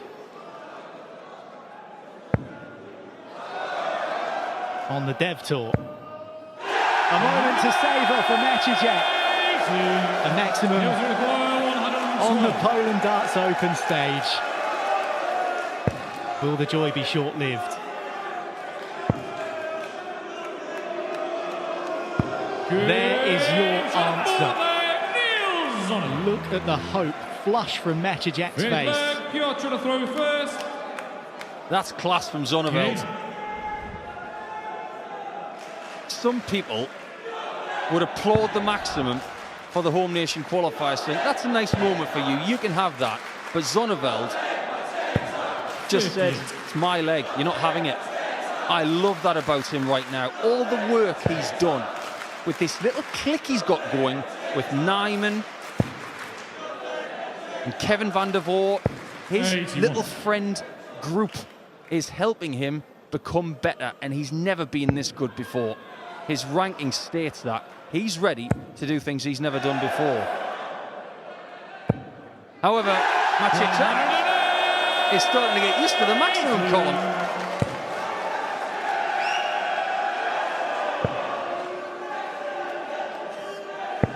Well, for a long while it was schoolyard bully stuff. Just finding some belief now, isn't he, Maciejak? Wouldn't have surprised me if Zonneveld had gone backstage and asked for his lunch money after this, with the way that he's bruising him.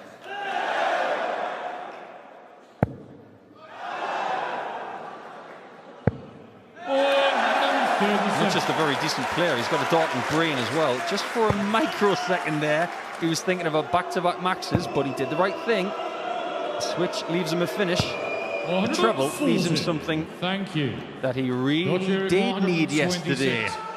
It was this shot that beat Radek Cyganski.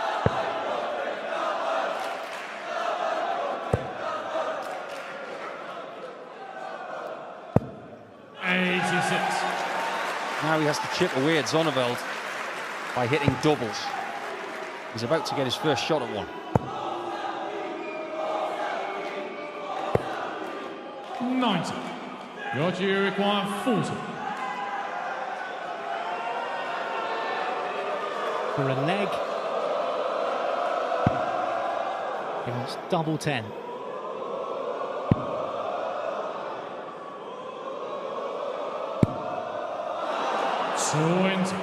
Oh no, Zonneveld's already hit this. 31.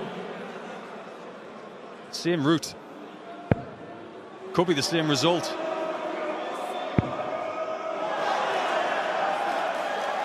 Even Zonneveld can crack a smile. If he'd hit that, that would have been so much fun in his own eyes. 71. But he might not be able to stop this home nation qualifier from getting his first leg on the European Tour stage.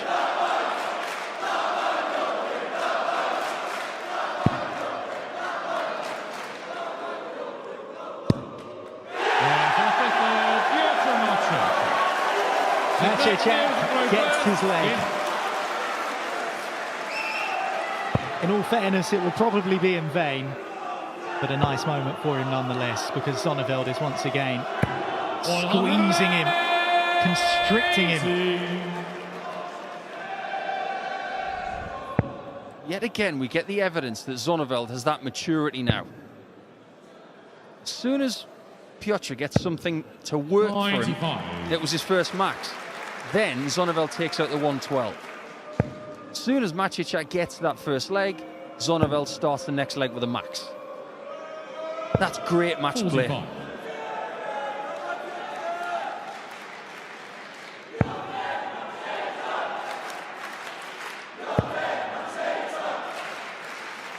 It is rather fun coming to Poland. We know that this country's had such a great footprint in steel-tip darts for a few years, courtesy of Mr. Ratajski and some of his cronies. So many more. They've got multiple title winners. You mentioned Białecki. Ratajski is one of the winningest players of the last 10 years. Just about unearthing them, isn't it? 140. Unearthing those hidden gems from Maciejak. He felt like he's been buried under the earth in this game so far. 81. But he is first down to finish. 41. That's the worst start that Zonneveld has thrown in this contest. That one had a lot of shoulder in it. Imagine the scenes if he hits this. 89. He's done all he can. Those require 140. Can't stop Zonneveld from taking the 5-1 lead. But he's not going to get it. So if Maciejczak can just get within 2, the thought process of Zonneveld changes a little bit. 60. Got to require 52. Just in the 12. That was a nervy dart. This will be 2 to halve the gap.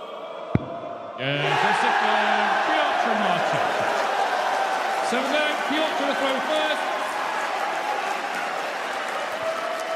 Do you remember in Czechia a couple of years ago, a certain individual called Pavel Dirtel, who created all sorts of carnage in Prague? And I wonder if we're going to get that kind of carnage again, courtesy of this guy or maybe somebody else. 46. Let's face it, on the European tour, Poland get just as many home games as the Netherlands.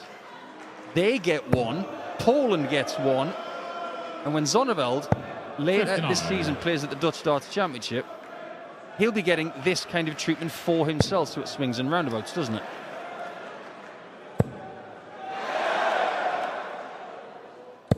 He can play.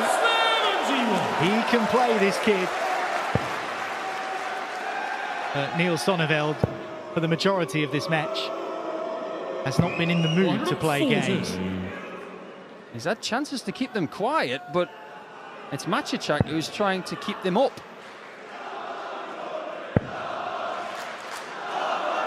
That's different. Going to the 19s on 284, but maybe that's off the back of the last visit. Not entirely against it.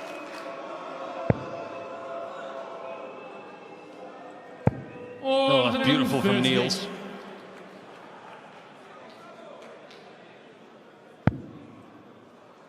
Oh, I'll have to switch again. Now he must get a treble. Silence in here when he was called for that third dart, my word. Could have heard a pierogi drop on the floor.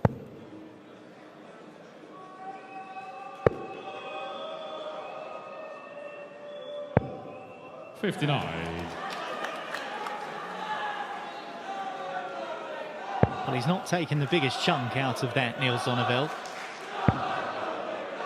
So a treble 60. could not be found, but it 105. would have scared this 105 a touch. No double-double needed on this one. 85. But that was a chance to keep everybody quiet. 120. This place could change in the next 10 seconds. This 60 is hard to find. There you see an illustration of just how downwards the angle is on the entry.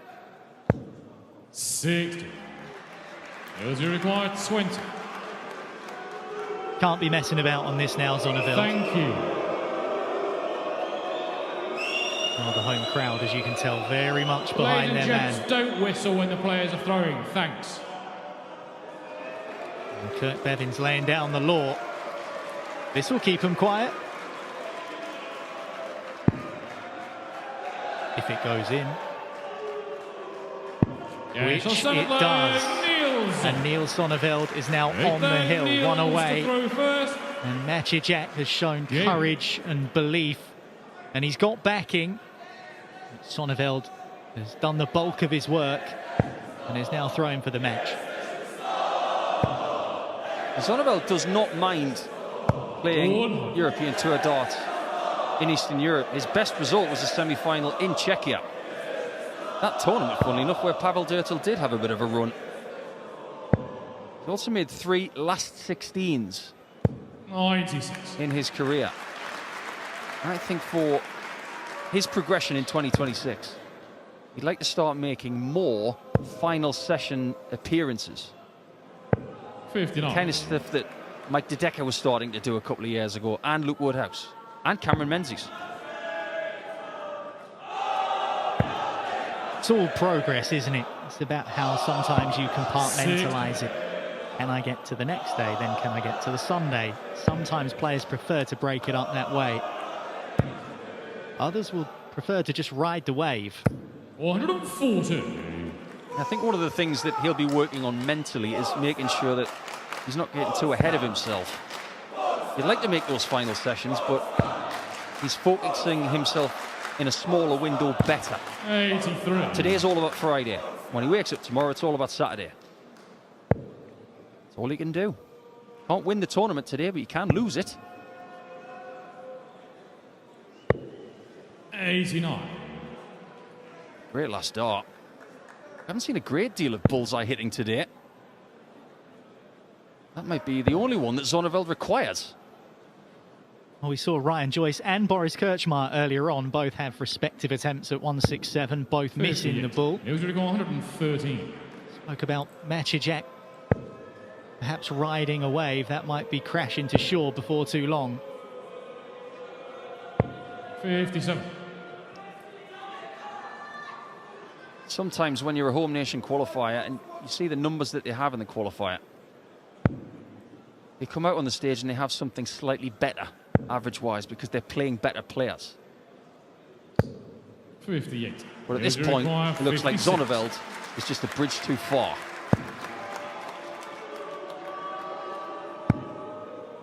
Squeezes the wire. 60. And he's right next door to it. Decided not to move across to change the angle. Felt that staying where he was would have been enough to get the job done. Now this would be the rescue of all rescues, wouldn't it? He does not want this experience to end. But it still might now that Zonneveld's got 3 at tops. 106. Well, Zonneveld's finishing has been superb in this match. And he needs just one dart to see off the host nation. Situation where Carolina had qualified and got drawn against Christoph in the opening round. That would have been a nerve-wracking encounter for all concerned, I would imagine. But Mickey Mansell, how's he going to deal with this? 100. Do not underestimate the role that Christoph Ratajski has played in us simply being here. 100. This is on the telly this weekend in Poland, as all the big TV events are going to be. They've just done a big deal to do it. When Christoph Ratajski made the semi-finals of the World Match Play, it wasn't on the telly. They were scrambling around trying to do a late deal to show the latter stages of the tournament just so people in Poland could watch. He has put this sport on the map in this country, and there are others that have followed in his footsteps, but he is still the daddy of Polish darts, and that is a daddy of a visit from Christoph Ratajski. If Christoph's the daddy, maybe Sebastian Białowieski's the son. Maybe there are lots of other Christoph Ratajski offspring in the offing.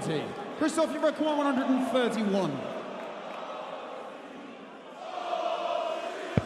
He's going the old school way.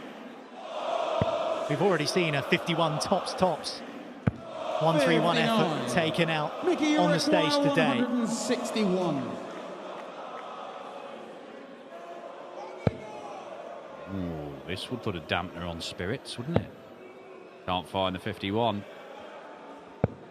Treble 12 is the usual route for Christoph from this particular number. Leaves 20 in tops. And that is the opening leg for Christoph Ratajski. Christoph Ratajski. Second leg, it's Mickey to throw first. Jubilation in Krakow at that one.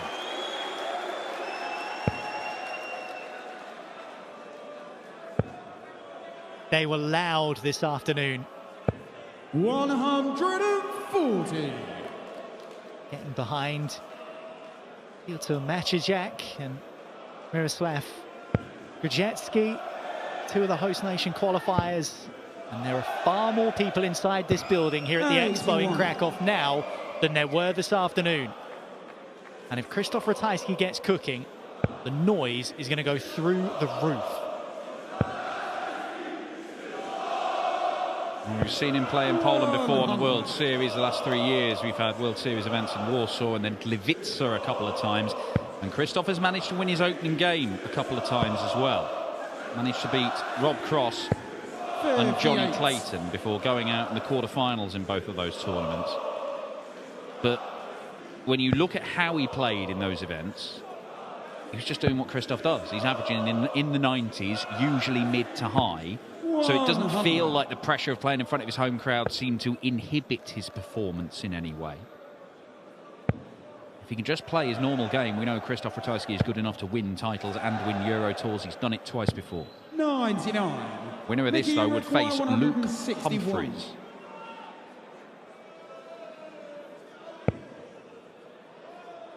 He should stay there. It would make sense, Mickey. That's the second time in just a couple of legs he's been on 161 and hit 60 with the first dart. As you say, no need to go for it. 88. Went for the bullseye anyway. Misses the segment. Just slipped into the 7 there, I think. It wasn't really worth the wait, was it?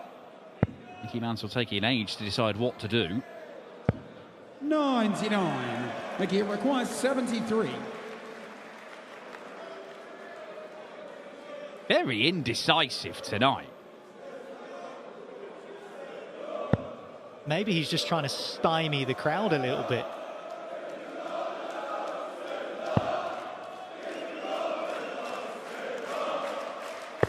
Wow.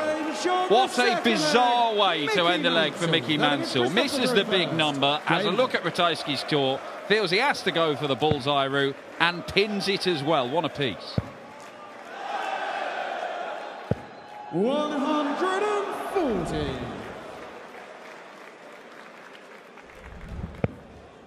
That was worth the wait.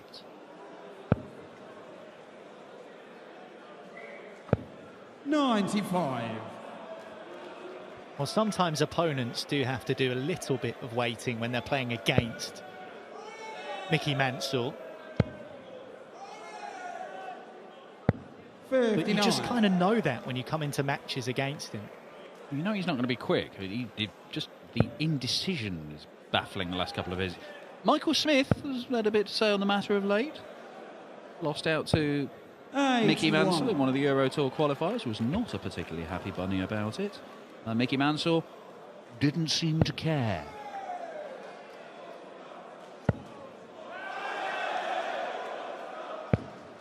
Another big visit from the Polish Eagle.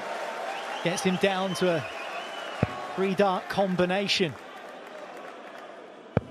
You can remove the word seam from that sentence because Mickey Mansell definitely did not care. Krzysztof, you require 134. I think you're quite right in that assessment. 134 for Krzysztof. It's on. 94. That will do for Krzysztof Ratajski. Looking good for another holder throw in this game. Almost always beats Mickey Mansell. 10 times they've played, only twice has Mansell won. But there was one back in October where he played excellently, won 6-0. 40.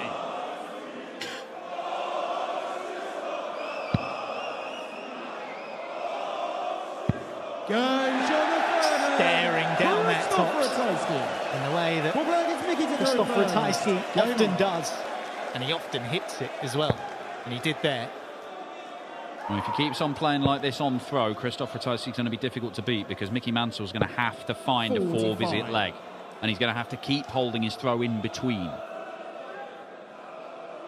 15-darter and a 14-darter for Krzysztof Ratajski with the darts so far in this game. And he is attacking the Mansell throw here. 140. And Mansell kicked off with 45 in this leg. Ratajski with a ton 40. Somewhat of a recalibration 95 from Mansell. players level. Such as the status that Krzysztof Ratajski has in his game. I think that was David Roback who we saw playing earlier on tonight in the crowd to watch him. 59.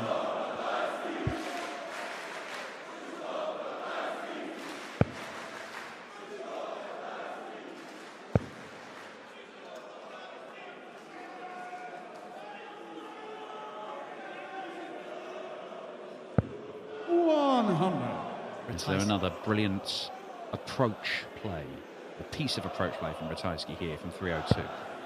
Might be, you know. Might be. Very nearly a carbon copy of the previous leg. Ratajski worked in logistics before he became a pro darts player. 60. Working out where things go and when. Seems to have served him pretty well. He knows exactly the direction of travel when it comes to this game so far. He's looking to break the Mansell throw here. There will be some pressure on that 74. Significant pressure. 77. Krzysztof, it requires 74. Let's see what you're made of, Ratajski. Tops for the break. 34. First dart, sorry, his second dart missed at double. Mickey Mansell is yet to miss a dart at double in this game. This one now. Will have to be double three. And he can't find that either. Krzysztof, it requires 40. Went down to the basement and couldn't find it. Back up north for Ratajski. On the wire. That one isn't. That one's in. And that's a 3-1 lead for the Polish Eagle. It's a breaker throw as well. Well, that looks a good sign to me from Krzysztof in the last couple of legs. He's come to the board looking at 40. He stuck one just above the top one. Now, that's not ideal for him, but then his adjustment, he's looked to the left of the bed on both occasions and found it with the very next dart. It's those little micro adjustments that he appears to be making with some real precision. And hasn't felt the need to adjust his position on the oche either. Hasn't shuffled left or right, stayed where he was. 60.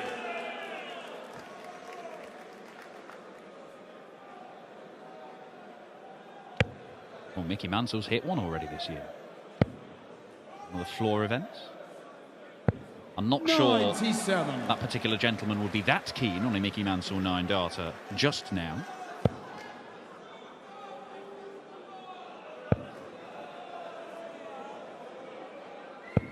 $140. Got a lovely little pin to show for it as well, didn't he, Mickey Mansell? He was showing that off on his social media.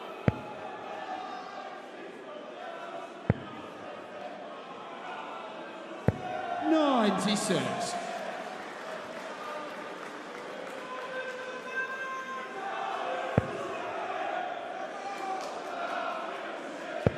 Now, one thing we often say about Krzysztof Ratajski is he's almost a barometer of standards on the Pro Tour.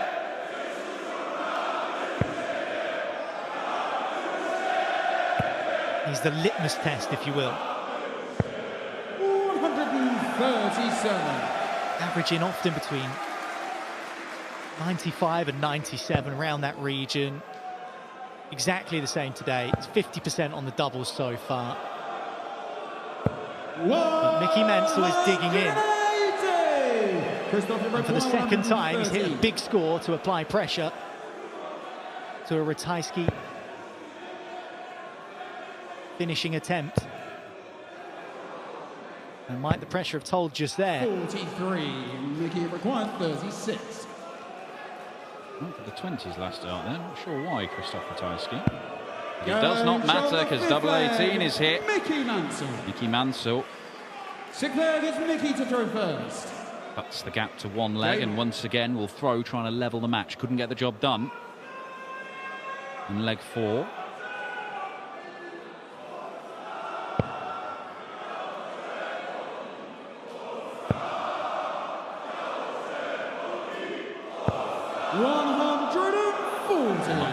start to this leg of the darts for Mickey Mansell.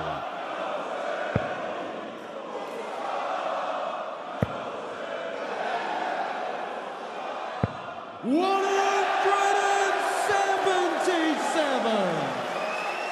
Well, Ratajski, is it a 174, a 168 and a 177? 3 perfect scoring visits in this game. No 180s.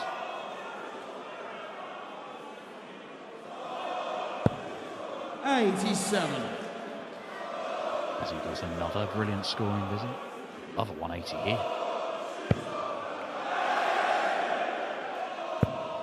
Oh, couldn't cram another one in there. 99.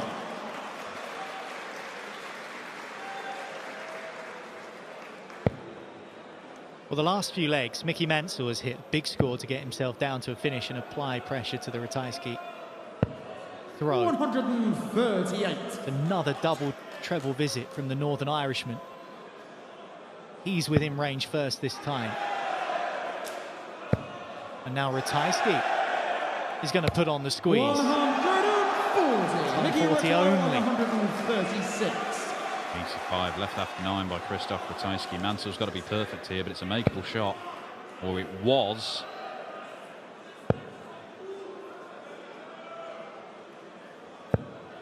$45. It's a grimace from Mickey Mansell. He's left himself work to do, assuming he's even given another chance. Finds the 45 to leave himself tops. And now double 10 for Christoph Ratajski. 65. Misses his opportunity. Mickey at 191. But this is not easy for Mickey Mansell. The 17s. Gets the 51. And now he can throw for tops. And also 10s. And he also misses. Christoph will require 20. The third consecutive break of throw.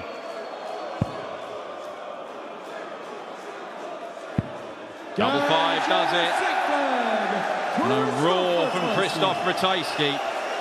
The match started with 3 holes of throw, then 3 breaks of throw followed, but the consistent thing is, out of both of those passages of play, Christoph Ratajski has won those spells by 2 legs to 1. He's putting himself in a strong position here. Mickey Mansell's averaging 98. He's playing well. But there are a couple of legs that have got away from him where he's missed multiple darts at double, and that could be the difference come the end of this one. 100. Yeah, Mansell's missed 5 at double in the match. Christoph's missed 6. But he does have his 2-leg cushion and the darts to make it 5-2 potentially, and the backing of this crack-off crowd.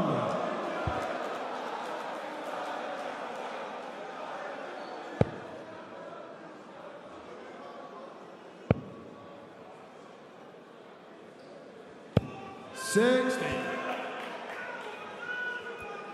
Christoph has won last 48 games. 6-1, 6-0, 6-1 his last 3 matches.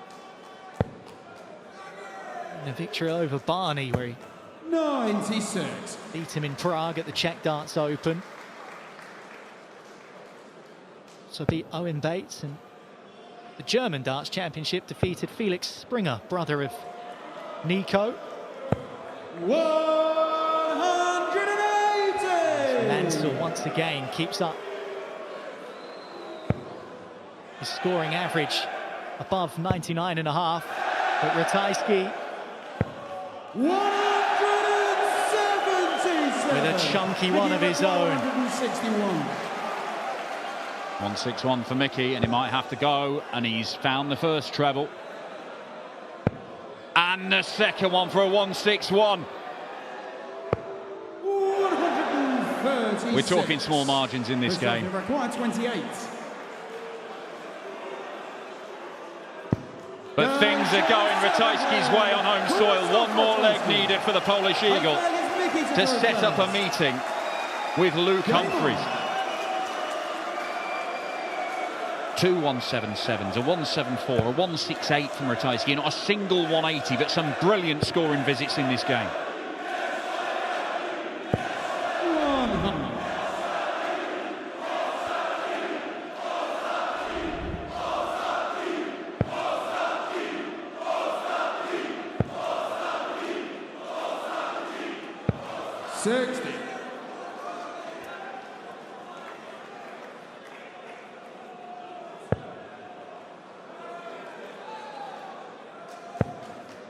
Well, now's not the time to slip, Mickey.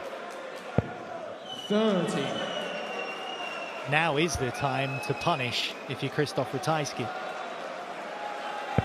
What's done by Carolina? I think their child is less interested in the dart. 137.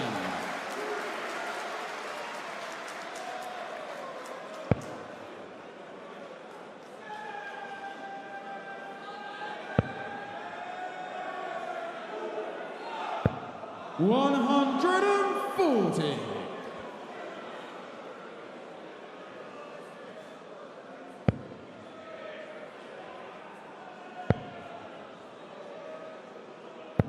$58.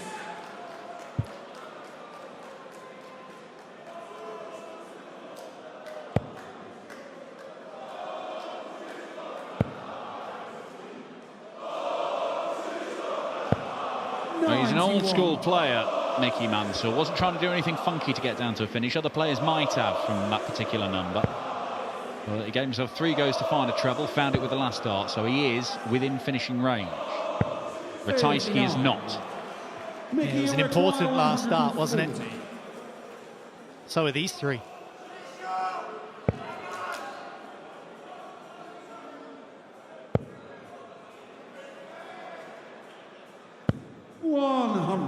Won't get a shot at double, doesn't need to do anything silly. Ratajski 187, can't go out. The tops for a holder throw in to make it 5-3. 46. Mickey require 40. Game shot Taken with just the single dart required, and so the gap remains just 2 legs. But it's Ratajski on throw to push himself through to the next round on home soil, where, as you mentioned, a clash with Luke Humphreys awaits. Now, Humphreys a title winner in the Players' Championship Series already this year, so close to successfully defending the World Masters title at the start of the year as well. Playing some excellent stuff, his cool hand. 60. But this has been typically solid from Krzysztof Ratajski.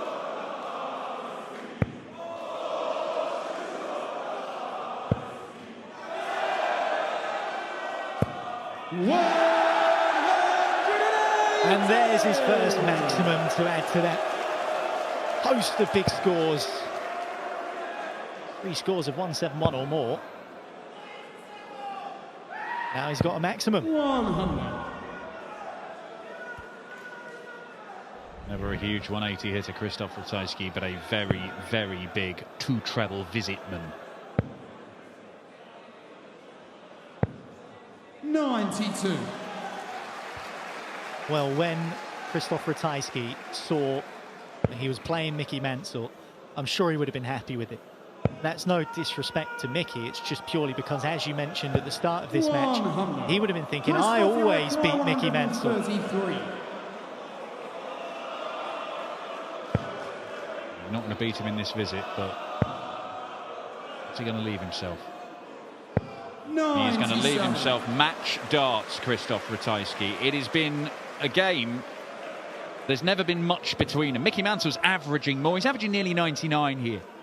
But a couple of legs where he's missed multiple darts at double in both. He lost them both, and it's put him in danger. And Krzysztof Ratajski does not let people off the hook very regularly. Double 18 for a 6-3 win.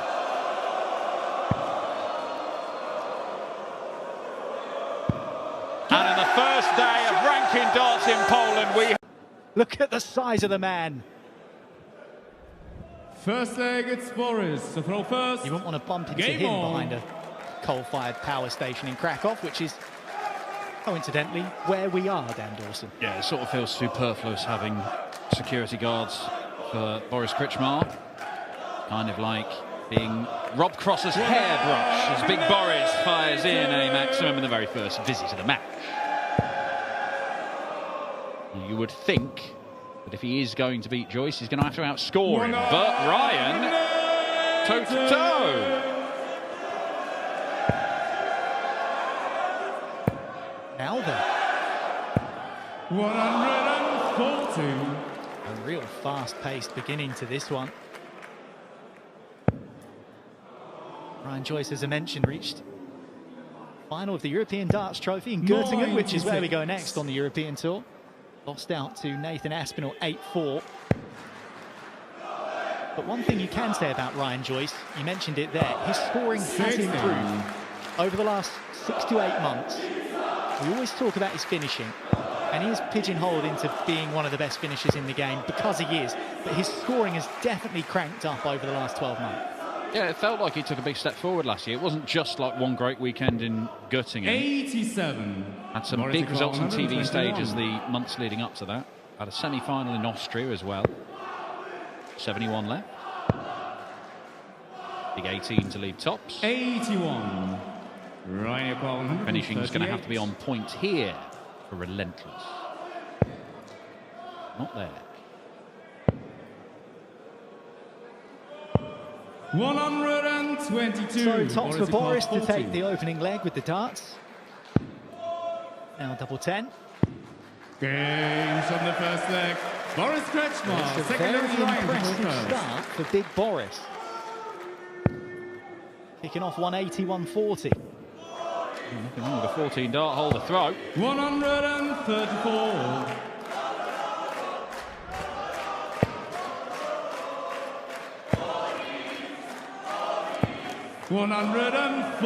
He has had some big performances on big stages, has Big Boris.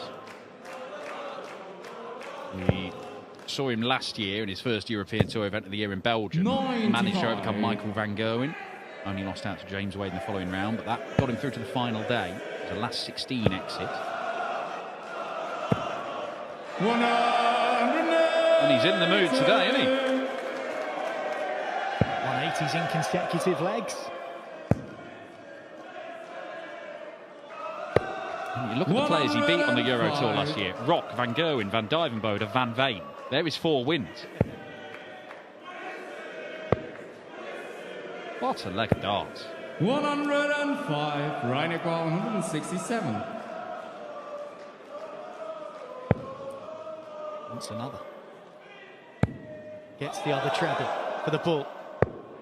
142. Boris Kretschmar 76. What an effort. But he may lose the leg. Boris Kretschmar, what a start to the game.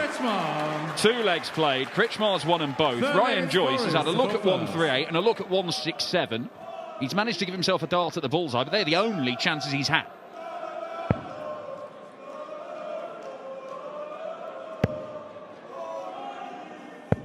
Well, if you're holding throwing 14 darts, which is what Boris did in the opening leg, you're forcing your opponent to do something pretty special to beat you in that leg. And then to, as you say, 60. restrict Ryan Joyce to just a shot at the bull on a massive 167. He's come to play, hasn't he? 100. Look, once again, he's restricted Ryan Joyce to 4 visits to the board. And look, of course, Ryan Joyce can fire 11 and 12 darters. But he's not going to do it every leg. Nobody does it every leg. 58. Well, they have faced off 4 times before today, these two. But not for well over a year. Last meeting, October 2024. In the Players' Championship in Leicester. That went the way of Boris. Boris has won the last 2, including the last European Tour meeting between the pair of them in 2023. Now it's Kretschmar's turn at 167. And he gets a shot at the bull. And he also missed it. But to have made it 3-0 in that fashion, I think every single person would have had eyebrows to the ceiling. 96. Boris Kretschmar 25. Tidy this up, no bother, it's 3-0. And let's just see how Ryan Joyce deals with this. Oh, 17. worries the wire. You could see it Right move, but across, Joyce doesn't look close 147. enough to worry. Could do that.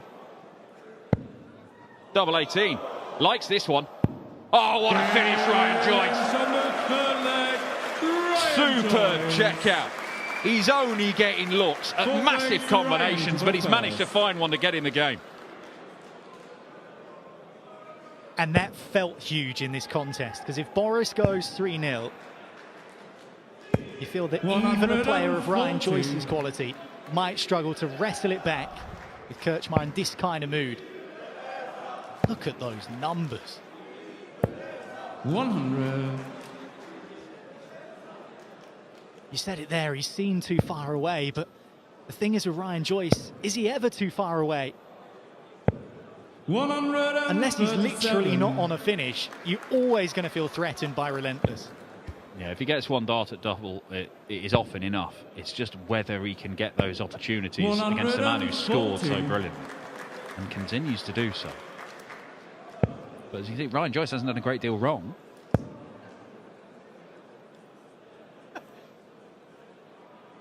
Definitely not. 91. Missed the bull on a 167 and forced to take out a 147. Definitely nothing wrong with that. Boris is just 45. found levels, or at least he Ryan did do 133. in the early knockings. As Ryan Joyce turned the tables as he turned a corner. Finish this 133. We'll be back. 3.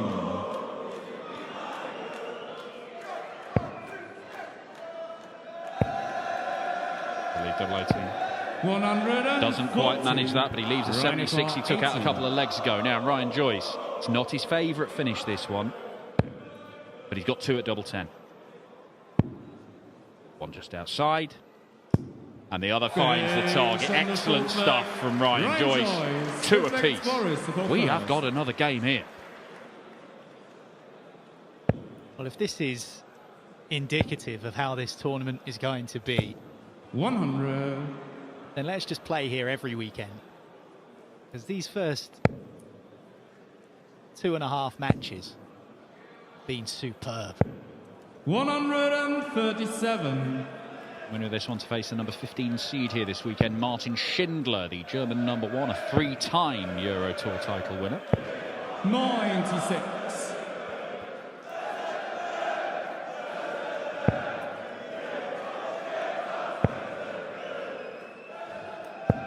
96.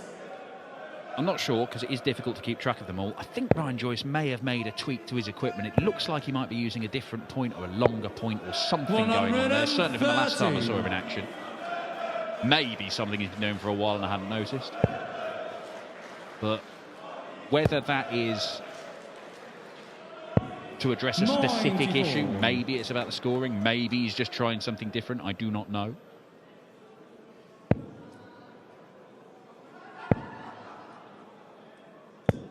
$96. Oh, a tight leg in a tight match. Boris is going to get the first look. 59. Boris across 79. He's already punched out 76. 59. Won't take care of Ryan 79. across 115. To lead this game.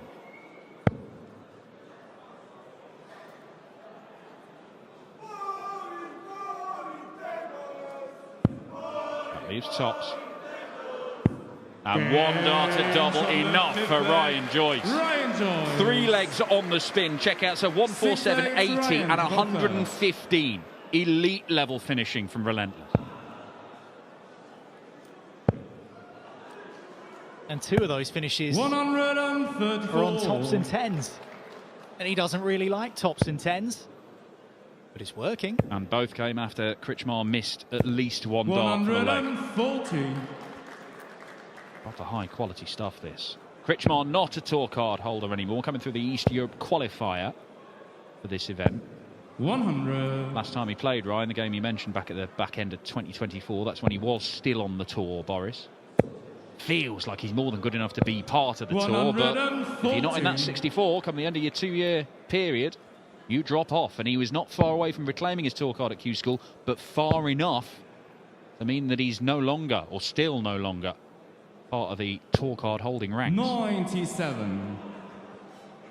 As I was mentioning before, he does have a penchant for soft tip darts. Does enjoy trips to Asia to play. 140. Ryan got 170.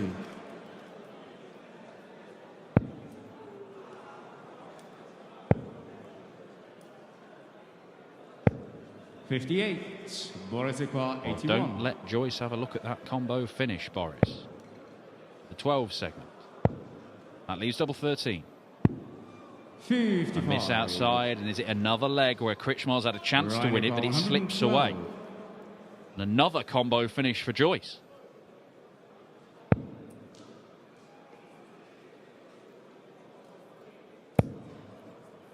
Not this time. 56. Can't squeeze a treble. Boris Equa, 26. Double 13 for Boris in a level game.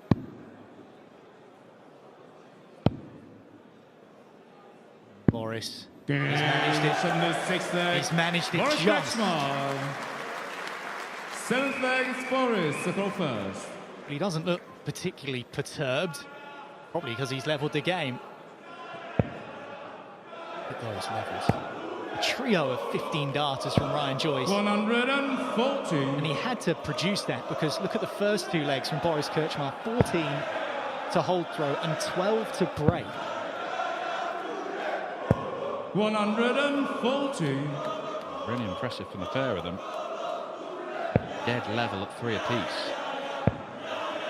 Boris's turn to serve. 180 number 3 for the big Croatian.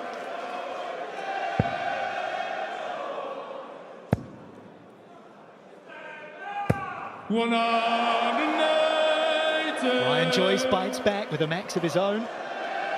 It's his second. 59. Now then, leaves a tricky 1-2-2. Joyce is going to leave something better.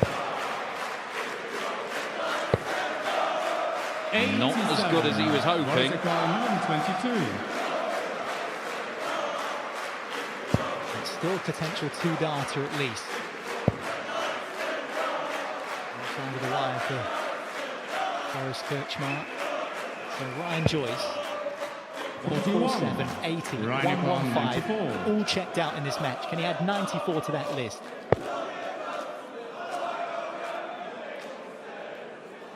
On the ball route, he should be getting 1 dart at double 16. It's often all he needs. The brilliant combo finishing continue. 78. Not on this occasion. Boris Equa, 81. Really squeezed the wire, didn't it? 57 scored. And the 24 taken care of as well. Boris Kretschmar. And now it's big Boris who's nudged his nose in front. These two are knocking the stuffing out of each other. 45.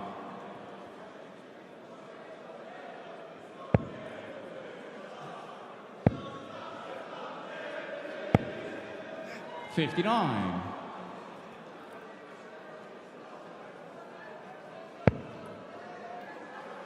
That looks an inviting first start. 140. Certainly was.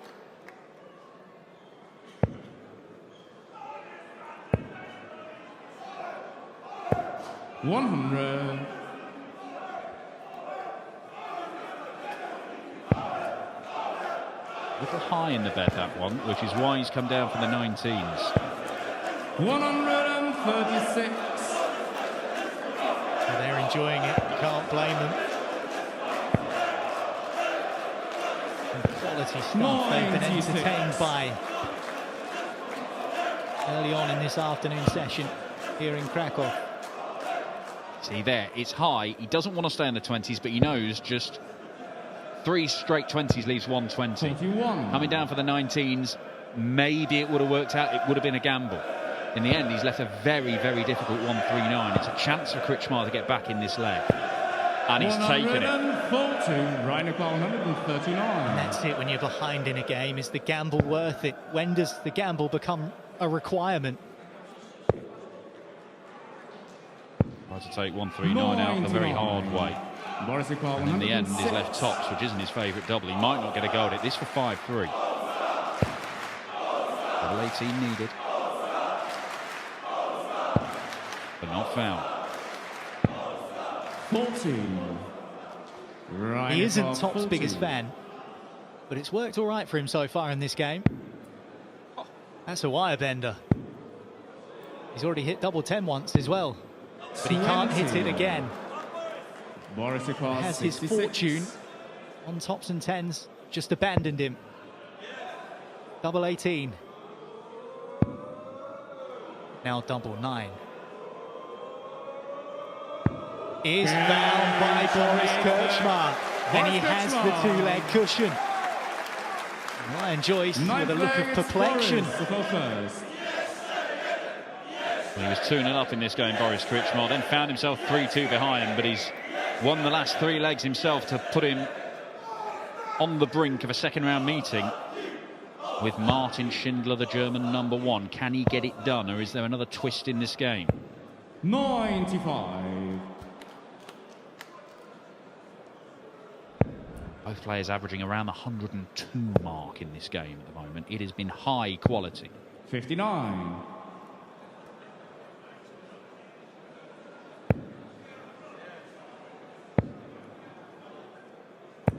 140. It's on that 66 checkout that we just saw Boris hit.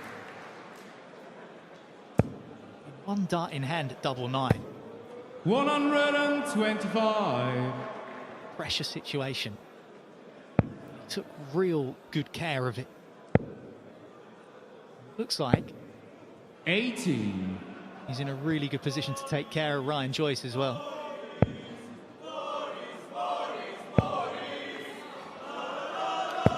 But he's not going to lie down, relentless.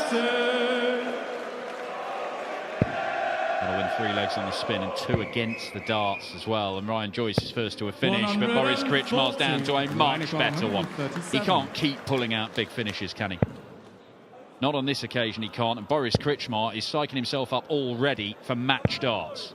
23. Boris 46. Double 18. And that wraps it up, and big Boris Kretschmar makes a win in return. Dangerous players coming through host nation qualifiers in the past. There are very few countries, and perhaps the most notable one is Hungary, where we've not seen a host nation qualifier at least reach the final day of the Euro. So even happened in Gibraltar. And the defending champion of Gibraltar was Damon Hetter, and he's in this tournament. He's had that title for nearly 4 years. 62. Yeah, defending champion is perhaps a bit of a reach. Just trying to do him some justice. Michael Smith will be playing as well. Forever the Shanghai darts master. Take that 60. title off him if you can. 60. 60 for the opening leg. There's Miroslav. He's going to lose this by nearly 300 points by the looks of it. And he does. Binche on the first leg. Gerwen, second leg is Miroslav. Gerwen is in that window, like Woodhouse and like Zonneveld, one of the best players on the circuit yet to really break through in a European Tour event.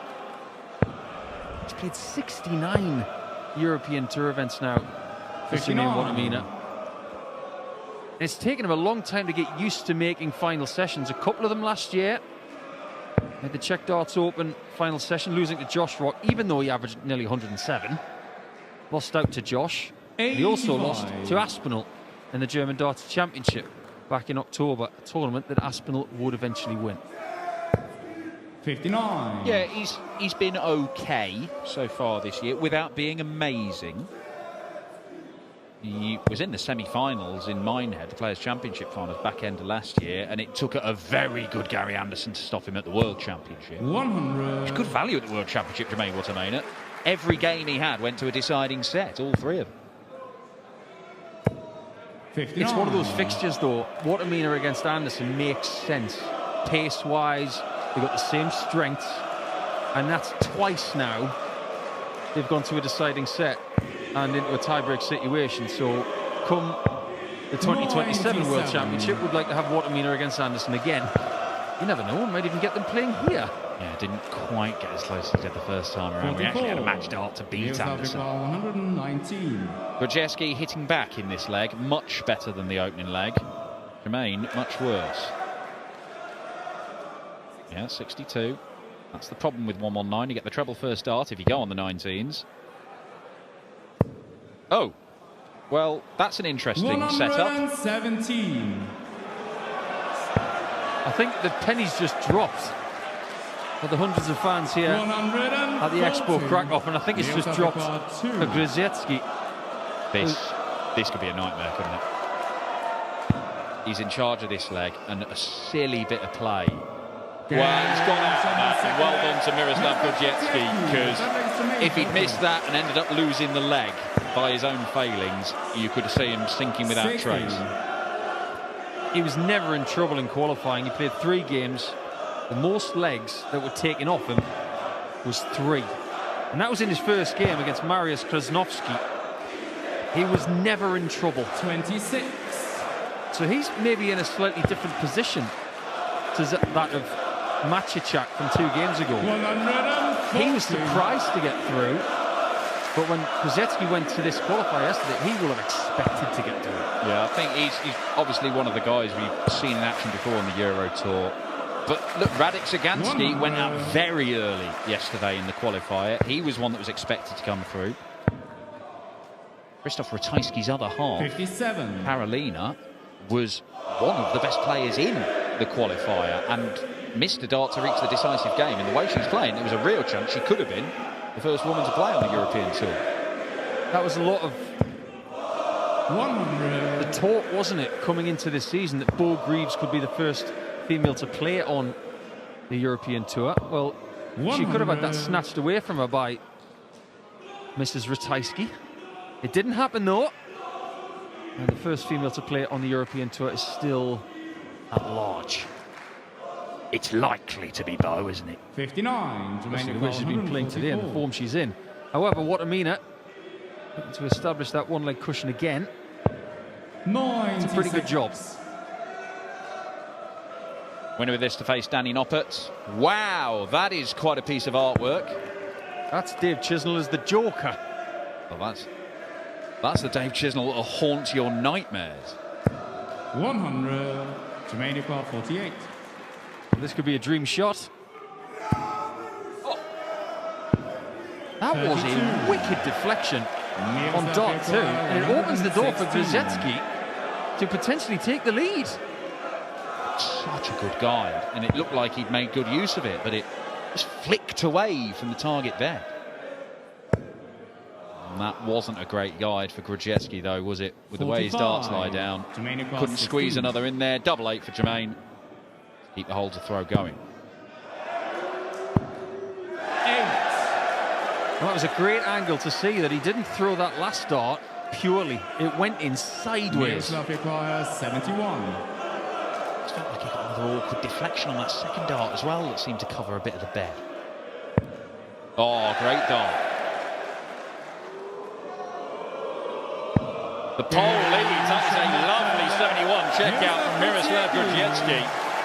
It's the breaker throw. They appear to be quite pleased about the situation. If you can do that against this opponent on a stage like this, you can play darts. This guy can play it. This country is not just Ratajski. They've got lots more. They have, which is why it was slightly disappointing to see so few players in the qualifier last night. It was only 30 odd when we were expecting low. You can 15,000 tickets sold, and we know there's a real Polish darts scene, but there weren't that many playing in the host nation qualifier. If we keep coming back to Krakow in the next few years, we would expect the number of host nation qualifiers to go up. Not the people qualifying, the amount of people trying. There may have been 140. extenuating circumstances, we just don't know. Well, I mean, we could have had Sebastian Białecki in this field as well. He missed a whole load of match darts to qualify, but that was in the tour card holder qualifiers. Grudziecki's going to play on the 19s here for a bit, it seems. 95. I think the Polish lads on the tour, they were struggling to get back from the Pro Tour events to Krakow in time to play the host nation qualifiers. So they just played the tour card holder qualifier. Didn't see any of the tour card holders doing the host nation one. You're allowed to do it once per year, and of course there's only one Polish event. So this is their chance. 87. Dominica 81. There's a much better like scoring wise for Watermina. 65. He misses double 8 again.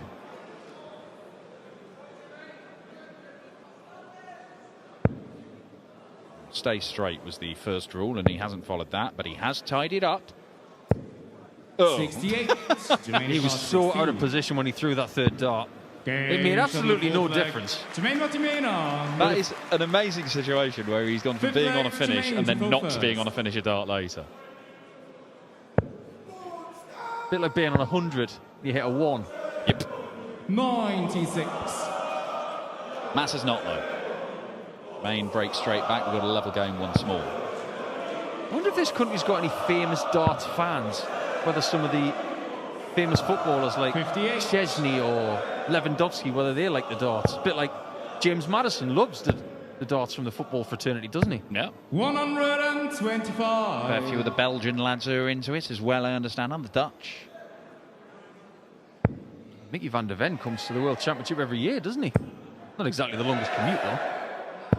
140. But already we're seeing Miroslav causing a little bit of a headache here for Watermina.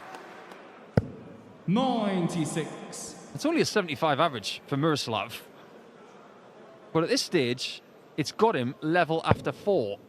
If he can find his best darts from here, he could cause some problems for Jermaine if he keeps missing doubles. 83. There's enough good visits in there from Grudziecki to make a nuisance of himself. There are some 46. poor ones, though, that's leaving him vulnerable. I think that's a misconception, Dan, that in order to be a better player, you've got to find a new level, when in fact, players like Watermina have shown that you can improve by making less errors. 140. So less ones, more 20s. Tidier scoring. And on scores like 80, 56. you don't lose the line. Miroslav Ekwa 80. That has been an issue. He should at least get a dart at tops. This would be for another breaker throw in this game. Straight with the first. Straight enough with the second. And accurate with dart 3. Grudziecki leads once more. Just a couple of games ago, when Piotr Maciejczak was playing, 6 legs. we mentioned the name Miroslav to go Pavel first. Dyrcel from Czechia, who had a bit of a run in Prague about 18 months ago. The thing about Pavel from Czechia, he's got experience. Played international level darts with some very recognised names from Czechia. You look at Grudziecki, he's in the same sort of window. 27. He's got a bit of experience. He's got a slightly better level than Maciejczak. Watermina will expect to win this 140. game, but there have been times in his career where he's let things slip. And it's another one of those bad visits from Grudziecki that's just surrendered the initiative, isn't it? All that good work to get the break and then kicks off with 27, and he 34. follows it with another dreadful visit. 140. what happens next. You show that little bit of weakness against someone in form who's here from the Pro Tour Order of Merit, they will eat you alive. 40. Well, it's taken him 9 darts to score 101. That is not keeping the pressure on. 85. Winner of this game is going to take on the number 10 seed Danny Noppert. He's trying to somewhat spark his season into life. He's another 80. one who has not won the European Tour yet. 36. Got to a final last year. Lost to Nico Springer in Hungary. He's been close a few times. 64. As Notti. But you certainly expect him to be in all the Euro Tours and to probably be in quite a few semi-finals here and there. That was an interesting switch from Watermina, wasn't it? 43, Jermaine He had 96 and he went for the 16s. That was very Eric Claris. 40. He'll be back.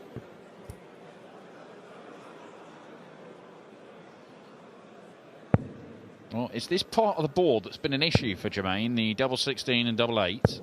95, Jermaine card 32. And he put things right.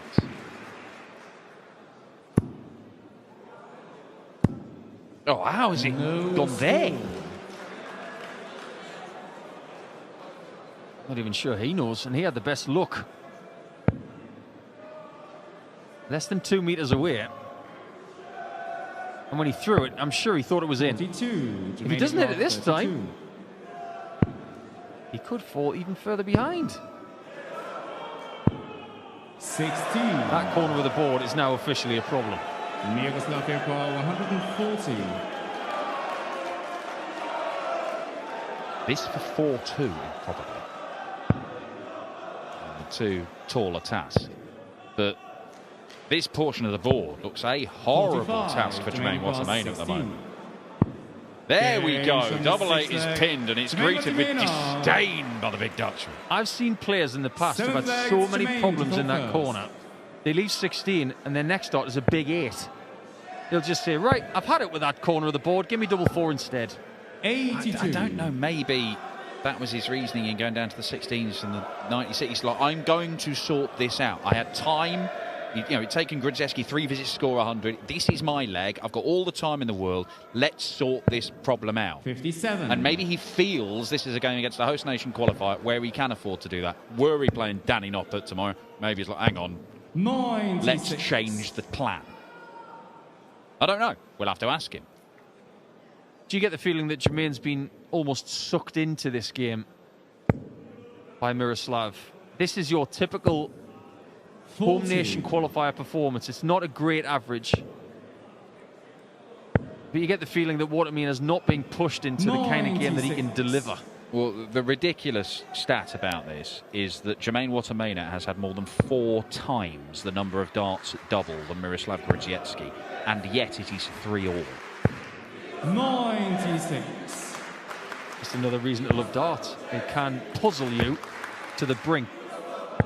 Well, that was a very intelligent switch. That second dart was precarious. Yeah, and it doesn't do him any harm by moving down to the 19s. Now, this is interesting. What does he go for? Is it big 18? 98. That was close to a 170 leave. He's going to stick with this. And he Game sorts from it the out. seventh And double leg. 16 is Jermaine there. It's a Watermaina. very good leg of darts for Eighth Jermaine leg, Watermaina. But Miroslav far to go more first. important than that, he has pinned double 16 first dart. Saw Watermaina blowing on his hands. It is very, very cold in Krakow. 32. But it's kind of nice up on that stage. The problem is it's not as warm as the practice area, and they have to walk from one area to another 96.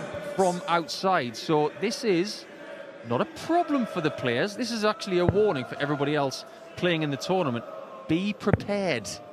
Yeah, I think there's a fair few players. We've seen some of them already. They've got practice boards behind the stage. They're coming over 97. very, very early to go and play on this for a large portion of the game before, rather than walking over 121. just sort of 5 minutes before their game starts. Yeah, get there minimum 30 minutes before you're supposed to play it, or directly after the bull off. Yeah, it's about -6 outside. It is cold. Krakow, it 97. looks to be an amazing city. We don't see it, we're here. We're in a small box, chatting about darts. But we have come here in February, and it is 127. very, very cold.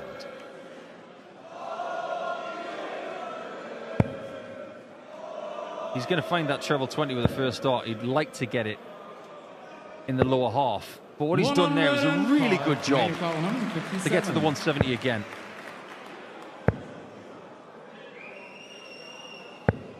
$99. He's not going to be leaving 32 again, I can assure you of that. 170.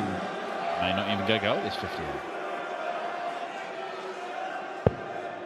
He actually will.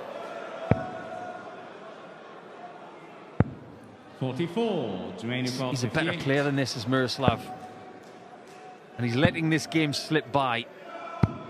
Because Watamina's from his doubling boots. And the home nation fans, they're still smiling. They're starting to get that feeling in the pit of their stomach of, oh no, another one of our dart players is about to go. 140. Well, their big hopes, of course, will be pinned on Krzysztof Ratajski tonight. Anything they got, the Polish fans, from their host nation qualifiers this afternoon would have been a big bonus. But Grudziecki, there's enough good stuff to just be an annoyance for Watamena. 140. He averaged 91 plus in his qualification game against Pavel Staszynski. And if you can average nearly 92 over 8 legs, you can play this game. Doesn't matter whether it's a ranking event somewhere in the world or whether it's a qualifier for the Poland Darts Open. You can play darts. 65. Just so happens that getting up on the stage in front of your home audience, it is difficult. Simply coming through one of the East Europe qualifiers to get to one of these, which he did last year, of course, is an achievement. There are some very, very good players floating around in those, the likes of Boris Krichmar, who we saw earlier, win against Ryan Joy. But this would have won the game for Jermaine. 100. Miroslav Ekwa, 102. The game could still change. But it's all about this shot. Doesn't get any better than that. He needs this double 16. 70. That could be that. And it's only the second dart at double he's missed in this match. And Jermaine has stuck two right above the wire for tops. Match darts missed by the machine gun. 32.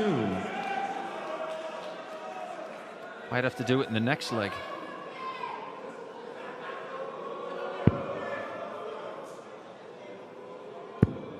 Oh, this is a nightmare. This dart has got to be so precise from a horrible angle. No score. Jermaine Ekwa, 40. Double 10. Double 5. Jermaine Watamena misses and misses and misses again. It's 20 missed darts at double for Jermaine Watamena. That's 5 for the match as well. Poland is still hopeful that Grudziecki can still get through this one and cause a huge upset. 10th leg, it's Miroslav. Now, if you're Danny Noppert right now and you're waiting for the winner of this one, it's kind of a lose-lose situation. One, Watamena is not an easy game on a Saturday. And on the other hand, you might have to play someone who's going to have about 2,500 people behind him. Well, it'll be easy enough for Danny Noppert if Jermaine Watamena finishes like this. He is not going to get 25 darts at double against Danny Noppert, you would think, if he gets through this game. 125. It shouldn't be a question of if he gets through this game. It should have been won by Jermaine Watamena already. But while Grudziecki has had some horrible visits, he's lost the line repeatedly. The finishing has been good enough when he has had chances to bag some legs. I don't know whether you can see the technique of Miroslav when he draws the dart back. He's got what's called a layoff, where it goes towards the right collarbone. And that's why he's veering left. The angle of the forearm changes as the arm comes back. And he hooks 81.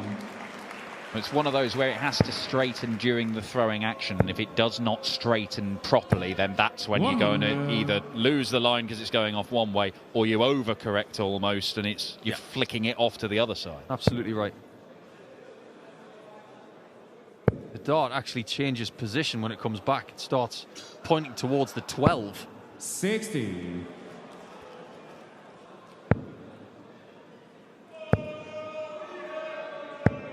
Yeah, very nicely done. Jermaine Watamena down to a double after 4 visits to the board. Is this the end for Miroslav Grudziecki? It looked like it was the end a leg ago. He's not going down without a fight. He leaves that 80, which he has taken out.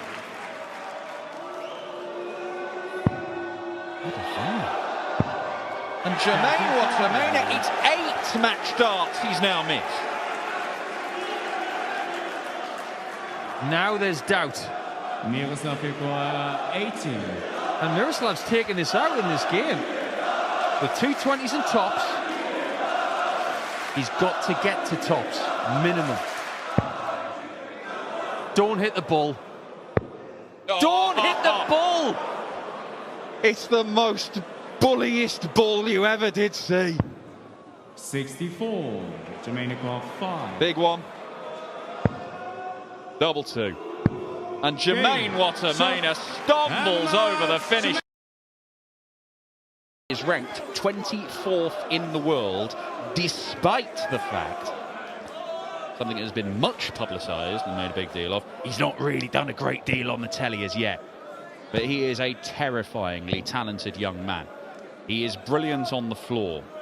He is yet to really click on the Euro Tour on a regular basis, Wessel Nijman, but it is going to happen. His record on the Euro Tour, he'll win 3 games for every 2 that he loses.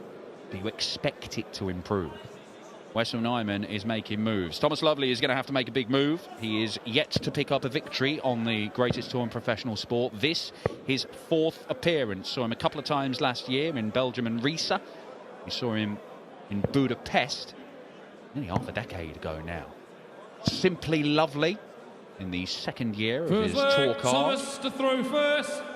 Following in the footsteps of his dad, who was a tour card holder as well. And he's won the ball, so he's going to kick things off. Is Thomas Lovely. Niall McCowan alongside me, Dan Dawson, for your opening game of the night. 95.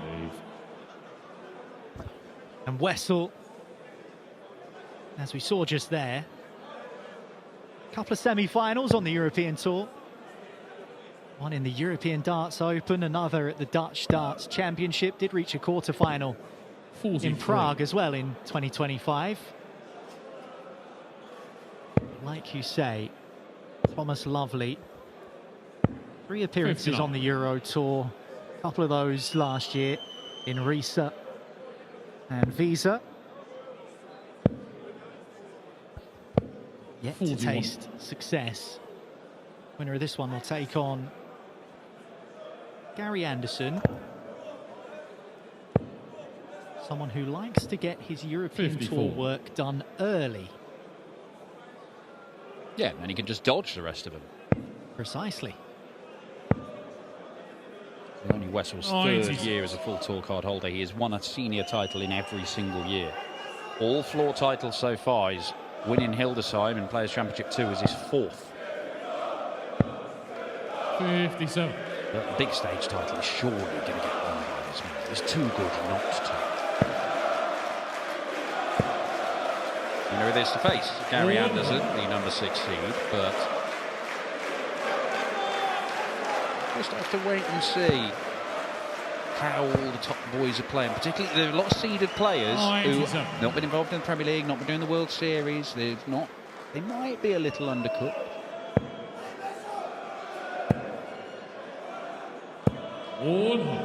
Thomas Ilkwa, 139.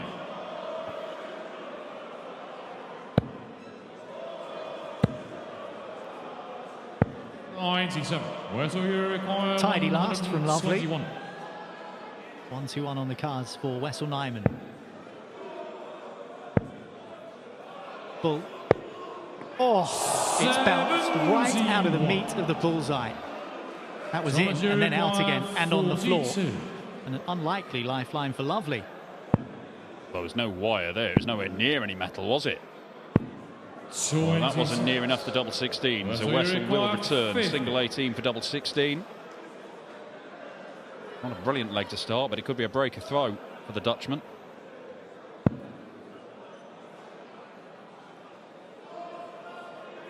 Hammers it in the green bit to take the opening leg. Second leg, Wessel to throw first. Game.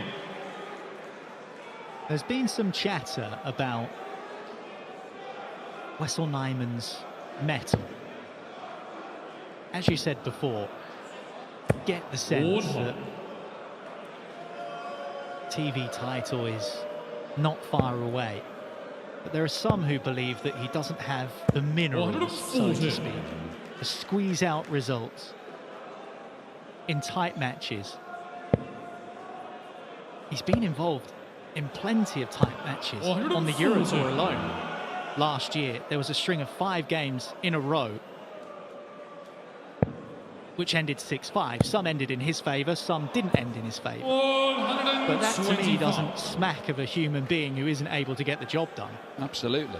We've seen him, you know, produce 4 visit legs in last leg deciders on the Euro Tour in front of 2,000-3,000 fans.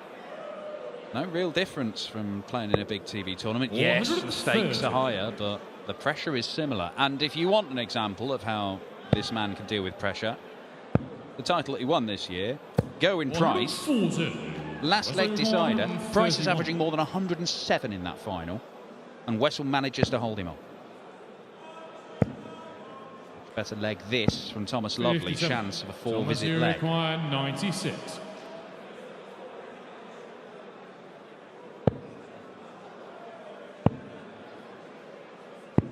$68. Nearly found that double 14. 74. At the game level. Well, that's not good from Wessel Nyman. Up to the 15s, hasn't it? It has. Oh my word, get there quick, and he has. On the second leg. Once bitten, twice shy for Wessel Nyman. I think he was halfway down the hockey when he let go of it. Look, there is a problem with that bullseye. There evidently is. 180. And Thomas Lovely kicking off the next leg with a max. The benefit for Wessel Nyman is it's only about 1.5 strides up the hockey before he's got to the board. So didn't take him too long to cling onto it, but my word, he had to sprint to get there because that was clinging on.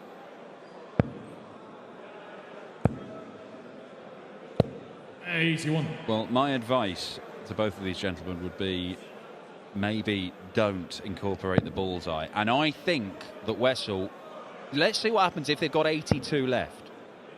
They might, normally you go straight at the ball. Maybe they won't do that so much because that red bit is evidently very compacted. You can see the mark where that dart was just clinging on. 60. And I don't think that's going to, it's not going to loosen up from that. I think it is a valid question. 40. I do wonder how much players think about that. He had no choice but to go for it there. Of course, but in terms of the fact that, okay, that's 2 on the bull, one's clinging on, one's bounced out, 30. I am going to stop using it. Unless, obviously, he doesn't have a choice, like you said. I just wonder, do players generally make those conscious decisions not to throw at a target? The quality of the boards is such that I don't think it's even an issue most of the time. 33. But look what he's left. He's left 1-3-2. Let's see what he does here if he is allowed to go at it. Well, he is. Now, what are you going to do, Wessel? Don't be surprised if he just goes straight at the treble 20. Tries to get onto double 6. 118. Wessel 132. He's having a think. Wow, that's in. Oh my word! Imagine if he did 2 bullseyes at double 16 after what had gone before. Well, he managed to find one of them, just couldn't squeeze another in. Can Lovely squeeze one below those 2? No, he can't. Score. Right next to the others. 54. Thomas Lovely has had a couple of chances in this game.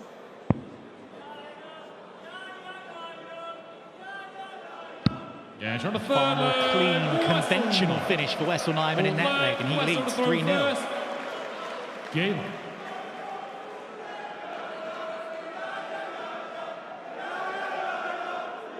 Wessel Nyman's finishing so far has been excellent. It's afforded him 2 breaks of throw. In fact, the only dart that counts as a missed dart at double is the one that was plumb in the middle of the bullseye and fell out. And he's gone for the bullseye 4 times and hit it 3 times in this game. So the radar looks pretty calibrated, and yet they're both averaging in the 80s here. 46. Well, Lovely will be frustrated because 6 attempts at double.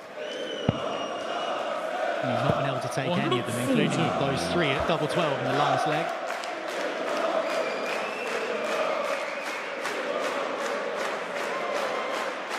We're expecting more fans over the next couple of days here at the Expo in Krakow. 108. And they'll be expecting a few more of those.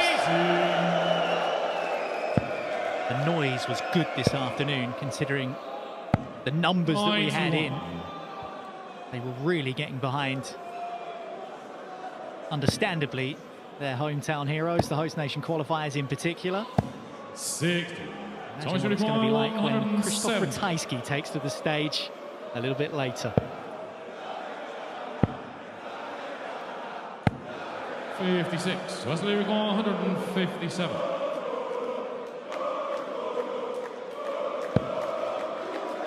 Can't find the 60, so won't bother switching down to the 19s.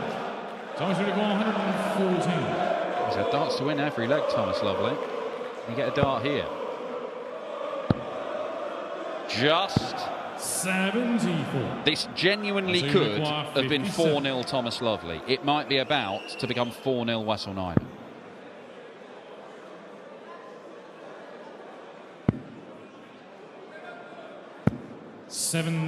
Couldn't make the adjustment. He was a long way off with the first attempt. Thomas Lovely, surely he gets a leg. Goes on the forward leg, Thomas Lovely. He does. Good Just leg, Thomas to throw first. with his last dart. And he'll be glad he did.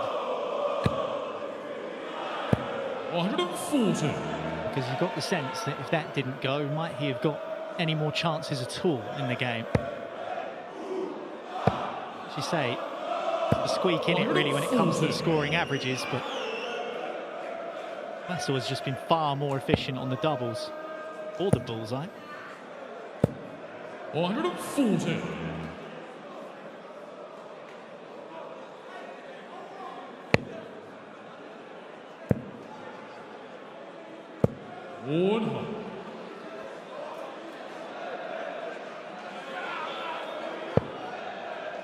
Beat Lovely a couple of times last year on the senior circuit. Lovely does have a victory over Wessel. It's actually the World Youth Championship.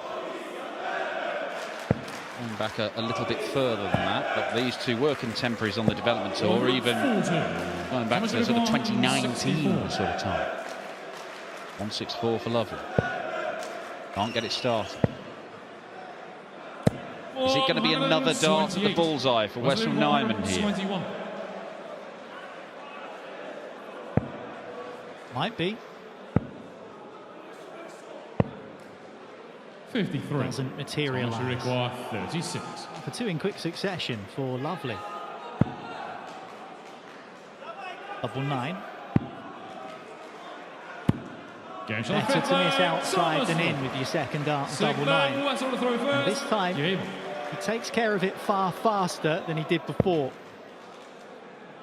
Now the difference is just one leg. 97.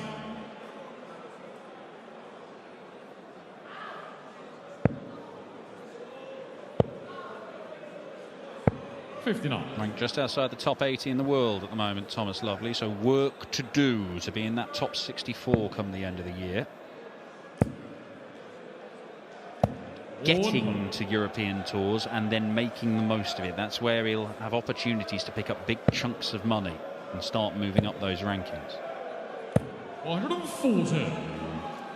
When you look at the construction of prize money across these events as well, the first two rounds in particular have seen improvement in prize money, so more incentive than there ever has been.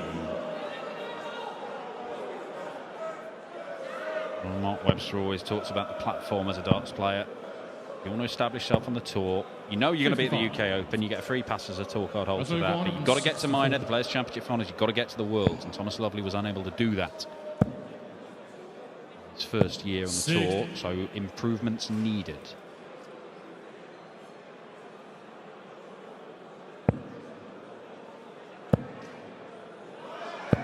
$125. Wesley require 104.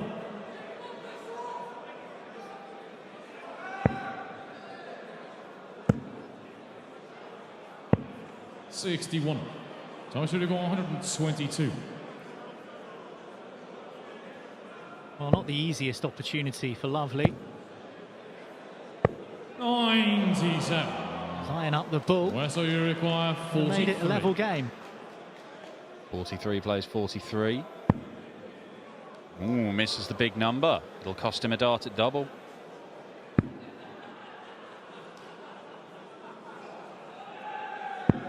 And he needed more than one. It's a silly mistake from Wessel Nyman. Cost him a dart double, might cost him his lead in this match. On the second leg, Thomas Lovely has won 3 on the bounce. Wessel Nyman couldn't miss darts at double. The only thing denying him in the first 3 legs was darts falling out of the bullseye. But Thomas Lovely has rallied here.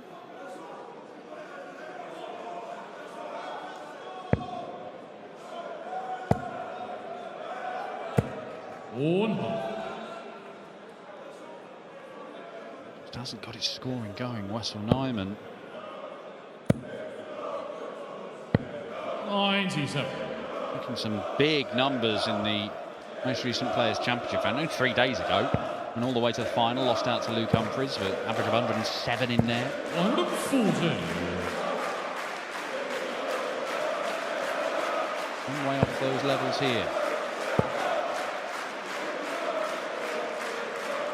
140. Nice adjustment from Thomas Lovely.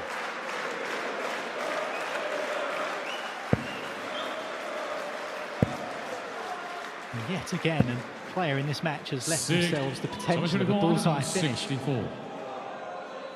He shouldn't even be going for this. Doesn't have the option now. 92. Very nearly sets it up identically to the 164 attempt from a couple of legs ago.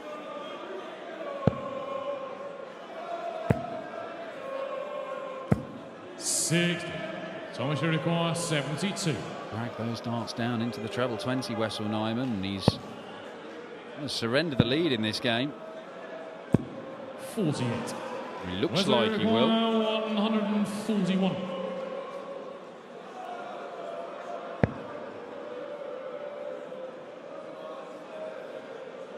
Well, that puts an end to that opportunity for Wessel Nyman. 55. He missed a bunch of darts 24. on this target earlier on in the match.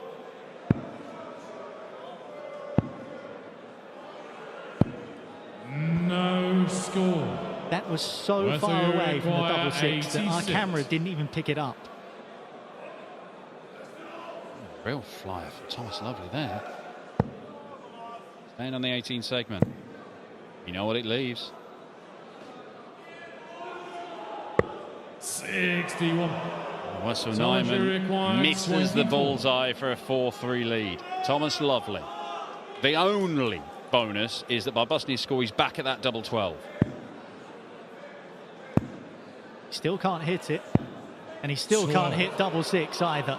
Wessel, you require 25. And that's becoming a real problem. He's missed 20 darts at double in the match, Thomas Lovely.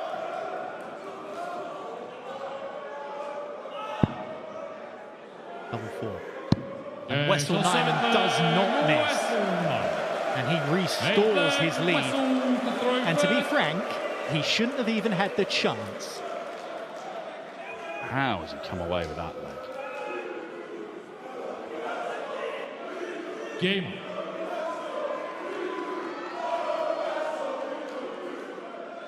Just giving himself a moment. He knows he's not playing well, but he also knows 2 decent legs on throw, and that's enough to just get tonight out the way and set up a meeting with Gary Anderson. Something to be said for winning games when you're not at your best. Still got to actually win it, though. That looks 97. very much up for debate with the performance we've seen so far tonight from Nyman.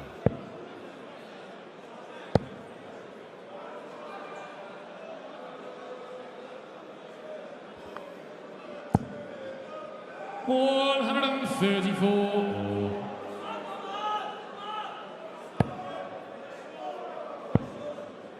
The only real difference 28. before that visit was the doubles, because we look at scores of more than 91, more than 131. 101. They're the exact same. Before that previous visit from Thomas Lovely, the averages were pretty much the exact same. 140. Wesley require 170.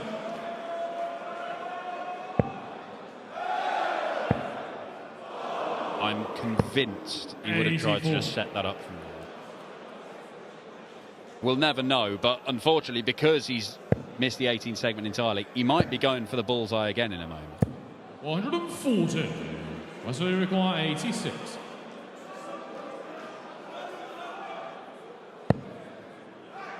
No need. Double 16 for a 5-3 lead. One just outside. 54. Can't nestle alongside it. Require 96. Messy stuff. Well, Lovely has been missing darts at double when he's had 3 clear at it. This time he's just got 1 left. 70. Now, the first dart was excellent in the Wesley 60. require 32. And 2 further misses from Lovely. Once again, ruthlessly punished by Wessel Nyman. And this is very quickly turning into a story of what might have been for Thomas Lovely. Well, by my reckoning, in the 8 legs we have had in this game, Wessel Nyman has had darts to win 7 of them. Thomas Lovely has had darts to win all 8. 180.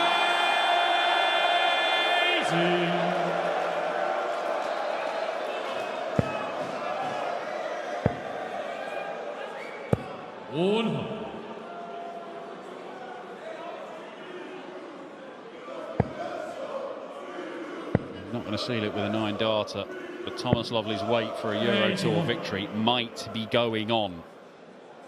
He's already had the darts stolen away from him here. 140. Came close to beating Mike De Decker in Belgium last year, only lost out in the last leg decider, but this is a game he so quite clearly could have won already. 140.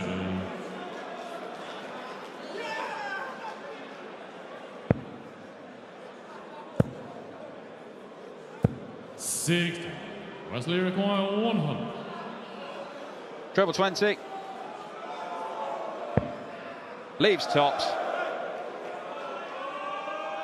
And that is an 11 dart leg to close things out from Wessel Nyman. A bizarre contest that started with Nyman hitting everything at the back end of legs, even when the board was trying to reject his darts.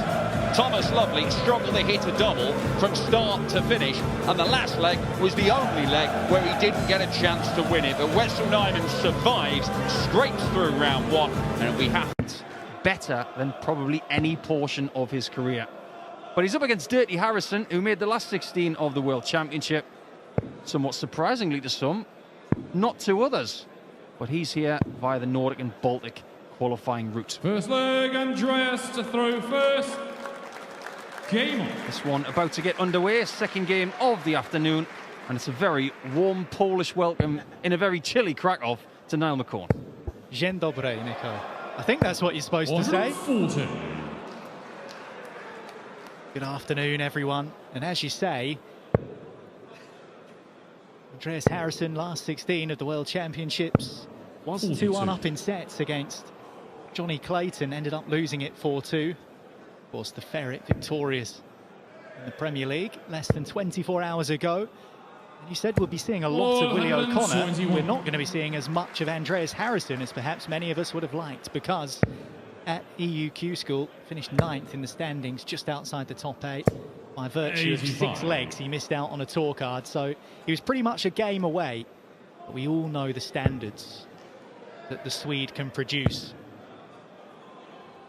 He's shown us in multiple disciplines, in different formats, that he is a real handful. Goes O'Connor. 139. Making the final of a Pro Tour event last year and backing it up with the semi-finals done him a lot of good for the start of the season. Harrison's on double 10 to take the first leg. Yes, for the first leg. He's dangerous. Second leg, Williams throw first. And yes, he did miss out at EUQ School by 6 legs.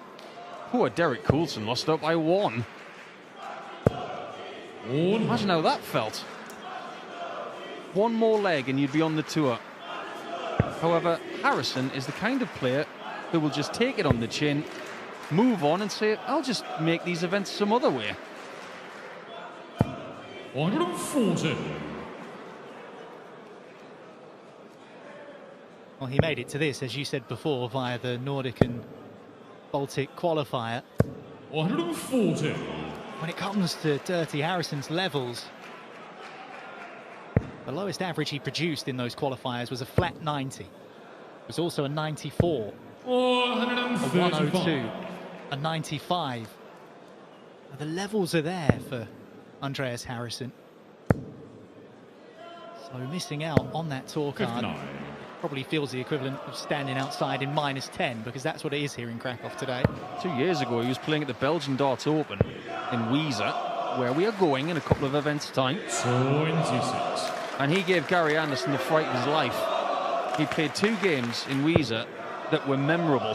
One was a win, one was a loss. But I'll never forget Gary's face 57. after that match, as if to say, I didn't realise he was that good. Oh, he's that good. And if Willie O'Connor's slightly off his game, he could be going home early as well. 100. 145. Well, Harrison will be back for a 2-dart chance if O'Connor can't pierce this 145, which he can't. So Harrison 105. looking at a Going to 2-zip lead require here 100. in game number 2 of the Poland Darts Open. Fancy tops, probably the right call with Willie O'Connor sat on the same target. Absolutely, a different attack this time on the ton checkout, because the lie was different. Straight down the barrel.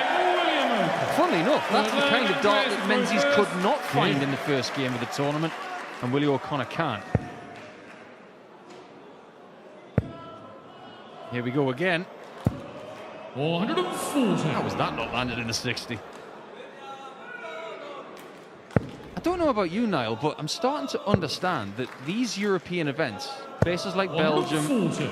Premier Leagues like Antwerp, Krakow, of course, are starting to attract more people from outside that country. That's a great thing. 108. And so is that. And that's why people are flocking from Europe over to these events. You mentioned we saw Cameron Menzies batter that 60 bed in the first game. First maximum of this one.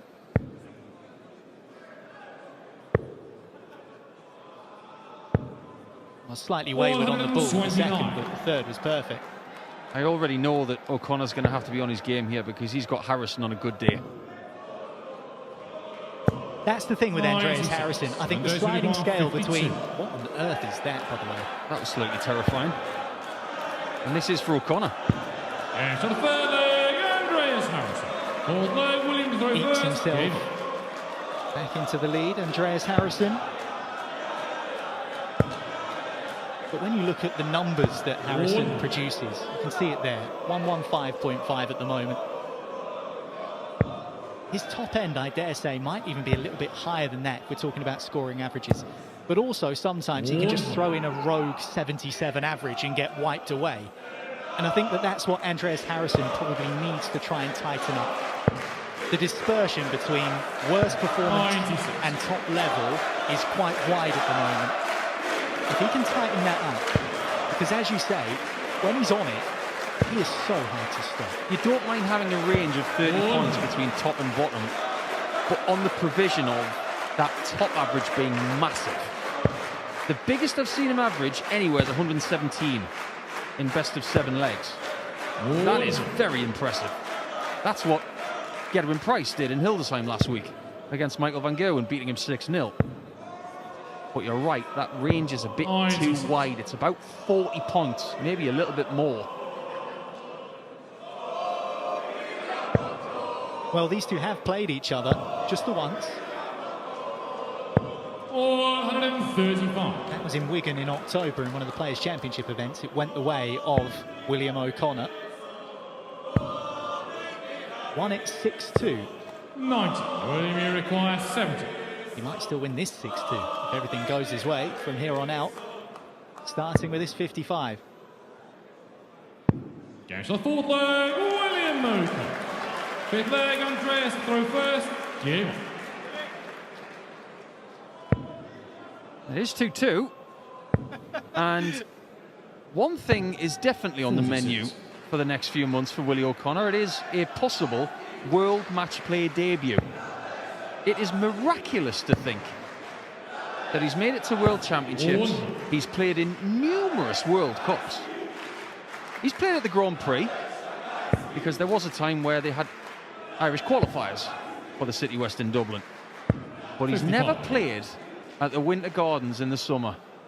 When you think about some of the things he's done in his career, you can put it down to bad timing, maybe.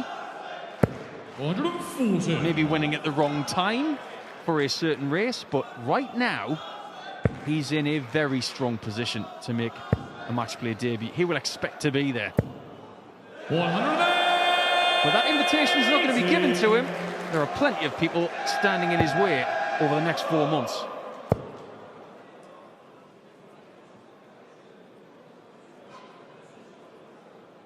Yeah, sometimes you wonder whether it is just a 130. combination of bad timing and bad luck for Willie O'Connor.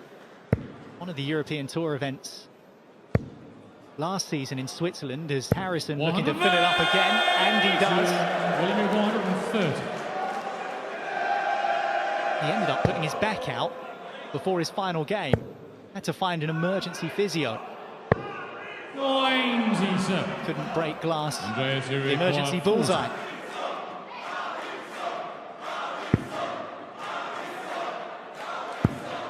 Double 10. 30. And he doesn't. Require 33. What a reprieve for O'Connor. Games on the fifth leg. Big fat William one O'Connor. for a big fat double 16. Sixth leg, William to throw first. Well, not quite a big fat lead. A slender, skinny one, but it will do for the Magpie. Just to put it into some sort of perspective for O'Connor as well. There are plenty of darts fans around Europe and the world who revere players like Martin Schindler, Ross Smith, Sixth. Christoph Ratajski, the godfather of this country when it comes to darts. William O'Connor's Pro Tour ranking's better than all of them. So we should not take for granted the form that he's in ranking-wise. He made the last 16 of the first Players' Championship of the season, but since then it's been a bit skinny. He's got to start getting back on the winning train, otherwise his confidence might take a bit of a hit.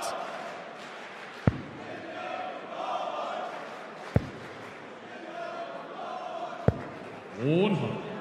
7 different countries here playing this afternoon only. That's not including tonight, which does have that incredible match between Ratajski and Mansell. 93. It's all about Christoph, that one. No offence to Mickey Mansell, but it's like a homecoming for Ratajski.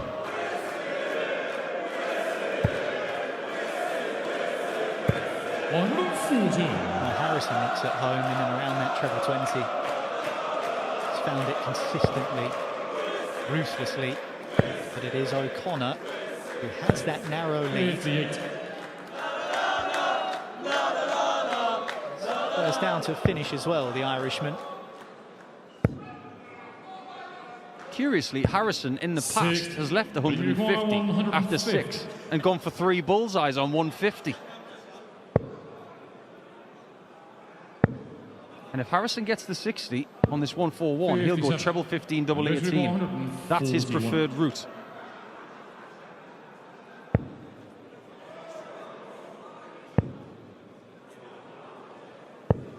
$85. Well, no shot at double 18 this time, narrowly missed the 45 to set it up.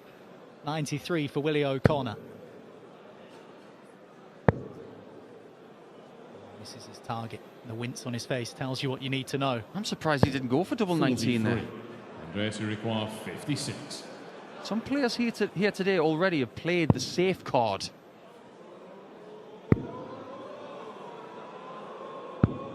$36.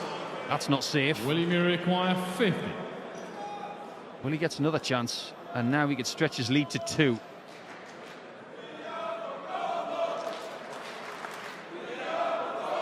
He's going to go back to tops. And that's why. 2-leg lead, and 2 more legs would get him a game against Josh Rock, who is not enjoying the Premier League at this point in time just yet. He did enjoy the European Tour a bit more last year, making consecutive finals. 125. That's what we saw from Stephen Bunting in 2025. His Premier League did not start well, but the European Tour served 100. as a little bit of restitution. He won 6 titles last year, Stephen Bunting. Admittedly, not all of them ranking titles. But winning is winning in some people's eyes. And this man, Willie O'Connor, he's called the Magpie for a reason. It's because he likes shiny things, trophies. 100. And as you say, he did reach the final of a Players' Championship event towards the end of last season. Don't get a trophy for those, of course. But it does get you on the stage at Blackpool if you can keep things up, which is, as you mentioned, something he's not yet been able to do. So, steps in the right direction 45. for a man who has so much experience. If he does make Blackpool in the summer, it will be fascinating to do the stat crunching on 97. how many events he's played in before making his debut there. He may even be the most experienced person to make a debut. But that's if he gets there. 93. Starting to look a little bit forlorn here. 19. Harrison is on the hunt, especially when O'Connor's not on a finish. Looking at tops. 79. Well, does have the insurance of another visit, but Willie O'Connor's going to apply some serious pressure. 123. Going to require 40. Which Harrison deals with. Picks off a leg to go within 1. World Cup this year is going to be fascinating, isn't it? Not that I'm trying to get ahead of myself. 140. O'Connor will be in his team. Team Sweden might be strong. Could be Harrison and De Graaf. And they're both playing this afternoon. De Graaf's got Andrew Gilding in game number 6.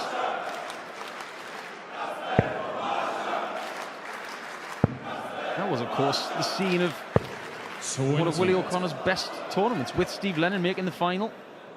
They were exceptional. But this is the first time the Poland Darts Open has been held. People have won in Poland in the PDC the last 3 years. And Gerwen, Price and Littler have won the title. But you always want to be the first person to win a new tournament. 140. Someone will have that honour in a couple of days. Could even be O'Connor, who's made 2 finals on the European Tour in his career. Lost to Cullen in Hungary. Lost to Van Gerwen in Hamburg when we used to go there. 140. Well, all he needs to think about is just closing this match out against Andreas Harrison. Forget finals for now. Get the first one out the way. 100. William require 53. Willie O'Connor strikes me as someone who doesn't particularly care about who he's drawn against. 13. But when he saw Andreas Harrison's name 76. planted next to his, he would have expected a tough test, and he's certainly in one. 36. Harrison misses William require 40. again, and O'Connor to move within 1.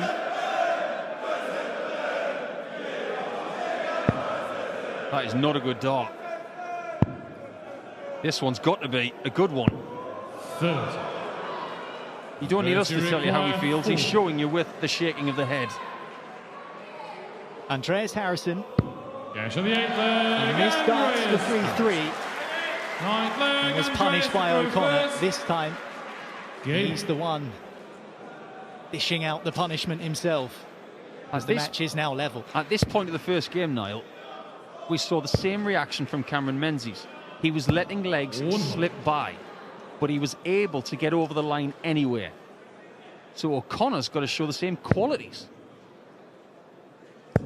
And he would love that game with Rock tomorrow. This place is going to be full It will be boisterous. And you want to be part of it. You do not want to be on a plane going home back to Ireland. You want to be here in Krakow.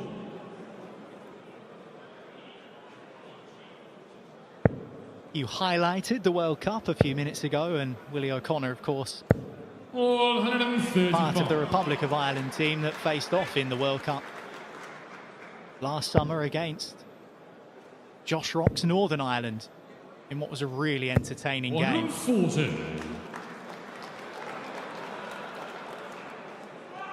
Playing darts at this level is a bit of a handful. And Willie gets a box full. He's timed that rather well. This would be better timing though from Andreas. I think even Willie was holding his breath right there, saying, please give me a shot, Mr. Harrison. Are you feeling lucky, Willie? Well, are you? That's not lucky. That is exceptional. Maybe he's being heckled a little bit by some of the polls. But here, the final say. 180, followed by an 86 out shot, finished on 7-7 from Willie O'Connor. That is high-class stuff. And he now has the darts thrown out to close the match.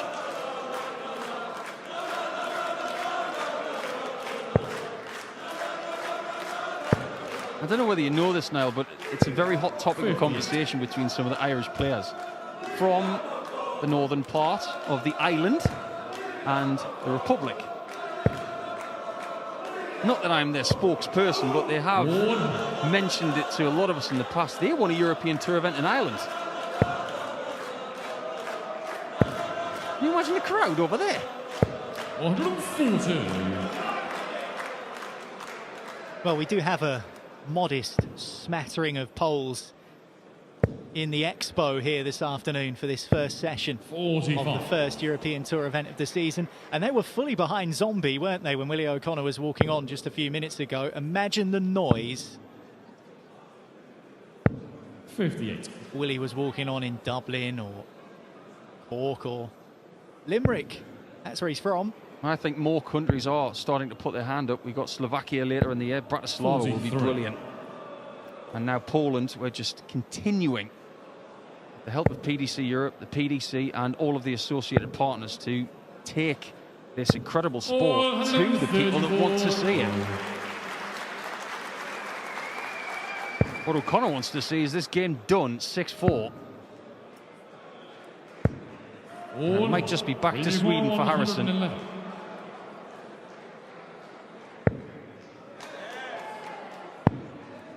Tops for the match. Willie O'Connor finishes it off with a ton plus. 1-1.